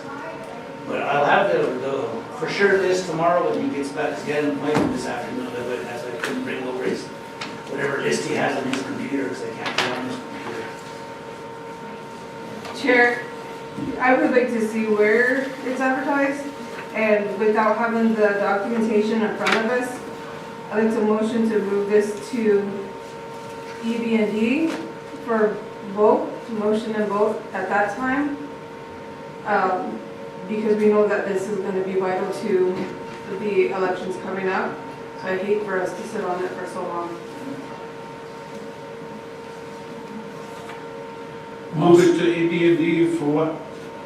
Well, they're going to have a meeting on Friday, or we can move it to tomorrow. To re-advertise, to what? We don't have anything in front of us to re-advertise. where is it being advertised? He said he would bring it to us. Okay.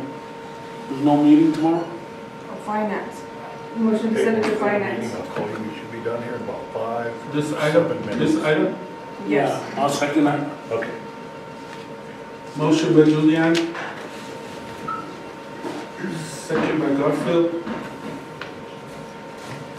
You can get that information? Yeah, yes, I'll bring that, as soon as Chris gets in the morning, we'll get that, all that information and get it, and I'll send it to Lynn. Plus, I'll bring hard copies over too. Okay, yeah, because most of us are on finance anyway, so. Yeah, go ahead. Just real quick, so our website is fully functional now. HR has been posting their advertisements there, we got a lot more hits on there. So if you want to get with Carl or send information to us, we can sure create that tab for advertisements and job listings. We have official, this is oglala.gov. Okay. Okay. Roll call? Keith Primer, Yeah. Garfield Stubb, Yes.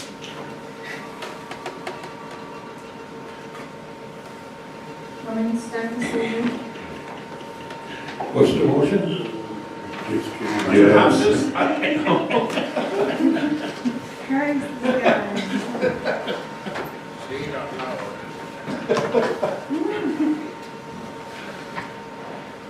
Anna Harvison, Yes. Troy Little, Yes. Julianne Swinehurst, Yep. 6 yes, 3 not voting. 6 yes, 3 not voting, we'll move that to finance tomorrow. And he'll bring the documentation you requested. Motion adjourned. Motion to adjourn by Mr. Steele, second by Norman, all in favor? Hi, Unanimous. Oh, we fucked up the one. We'll adjourn at 4:11. Thank you, Chuck. Okay, so what's the action? Did they, what, see what we advertised? Well, it's coming to finance tomorrow. Oh, okay, all right. Wanna make sure- Julianne made a motion to, Make sure we find out what he's advertising. yeah. Because it sounds like he's doing it in different places. Stop. Like Actionable and some other place For what? for that election commission. Joe, can you shut your? Yeah. Hold on. Well, I love it here so much. Can't really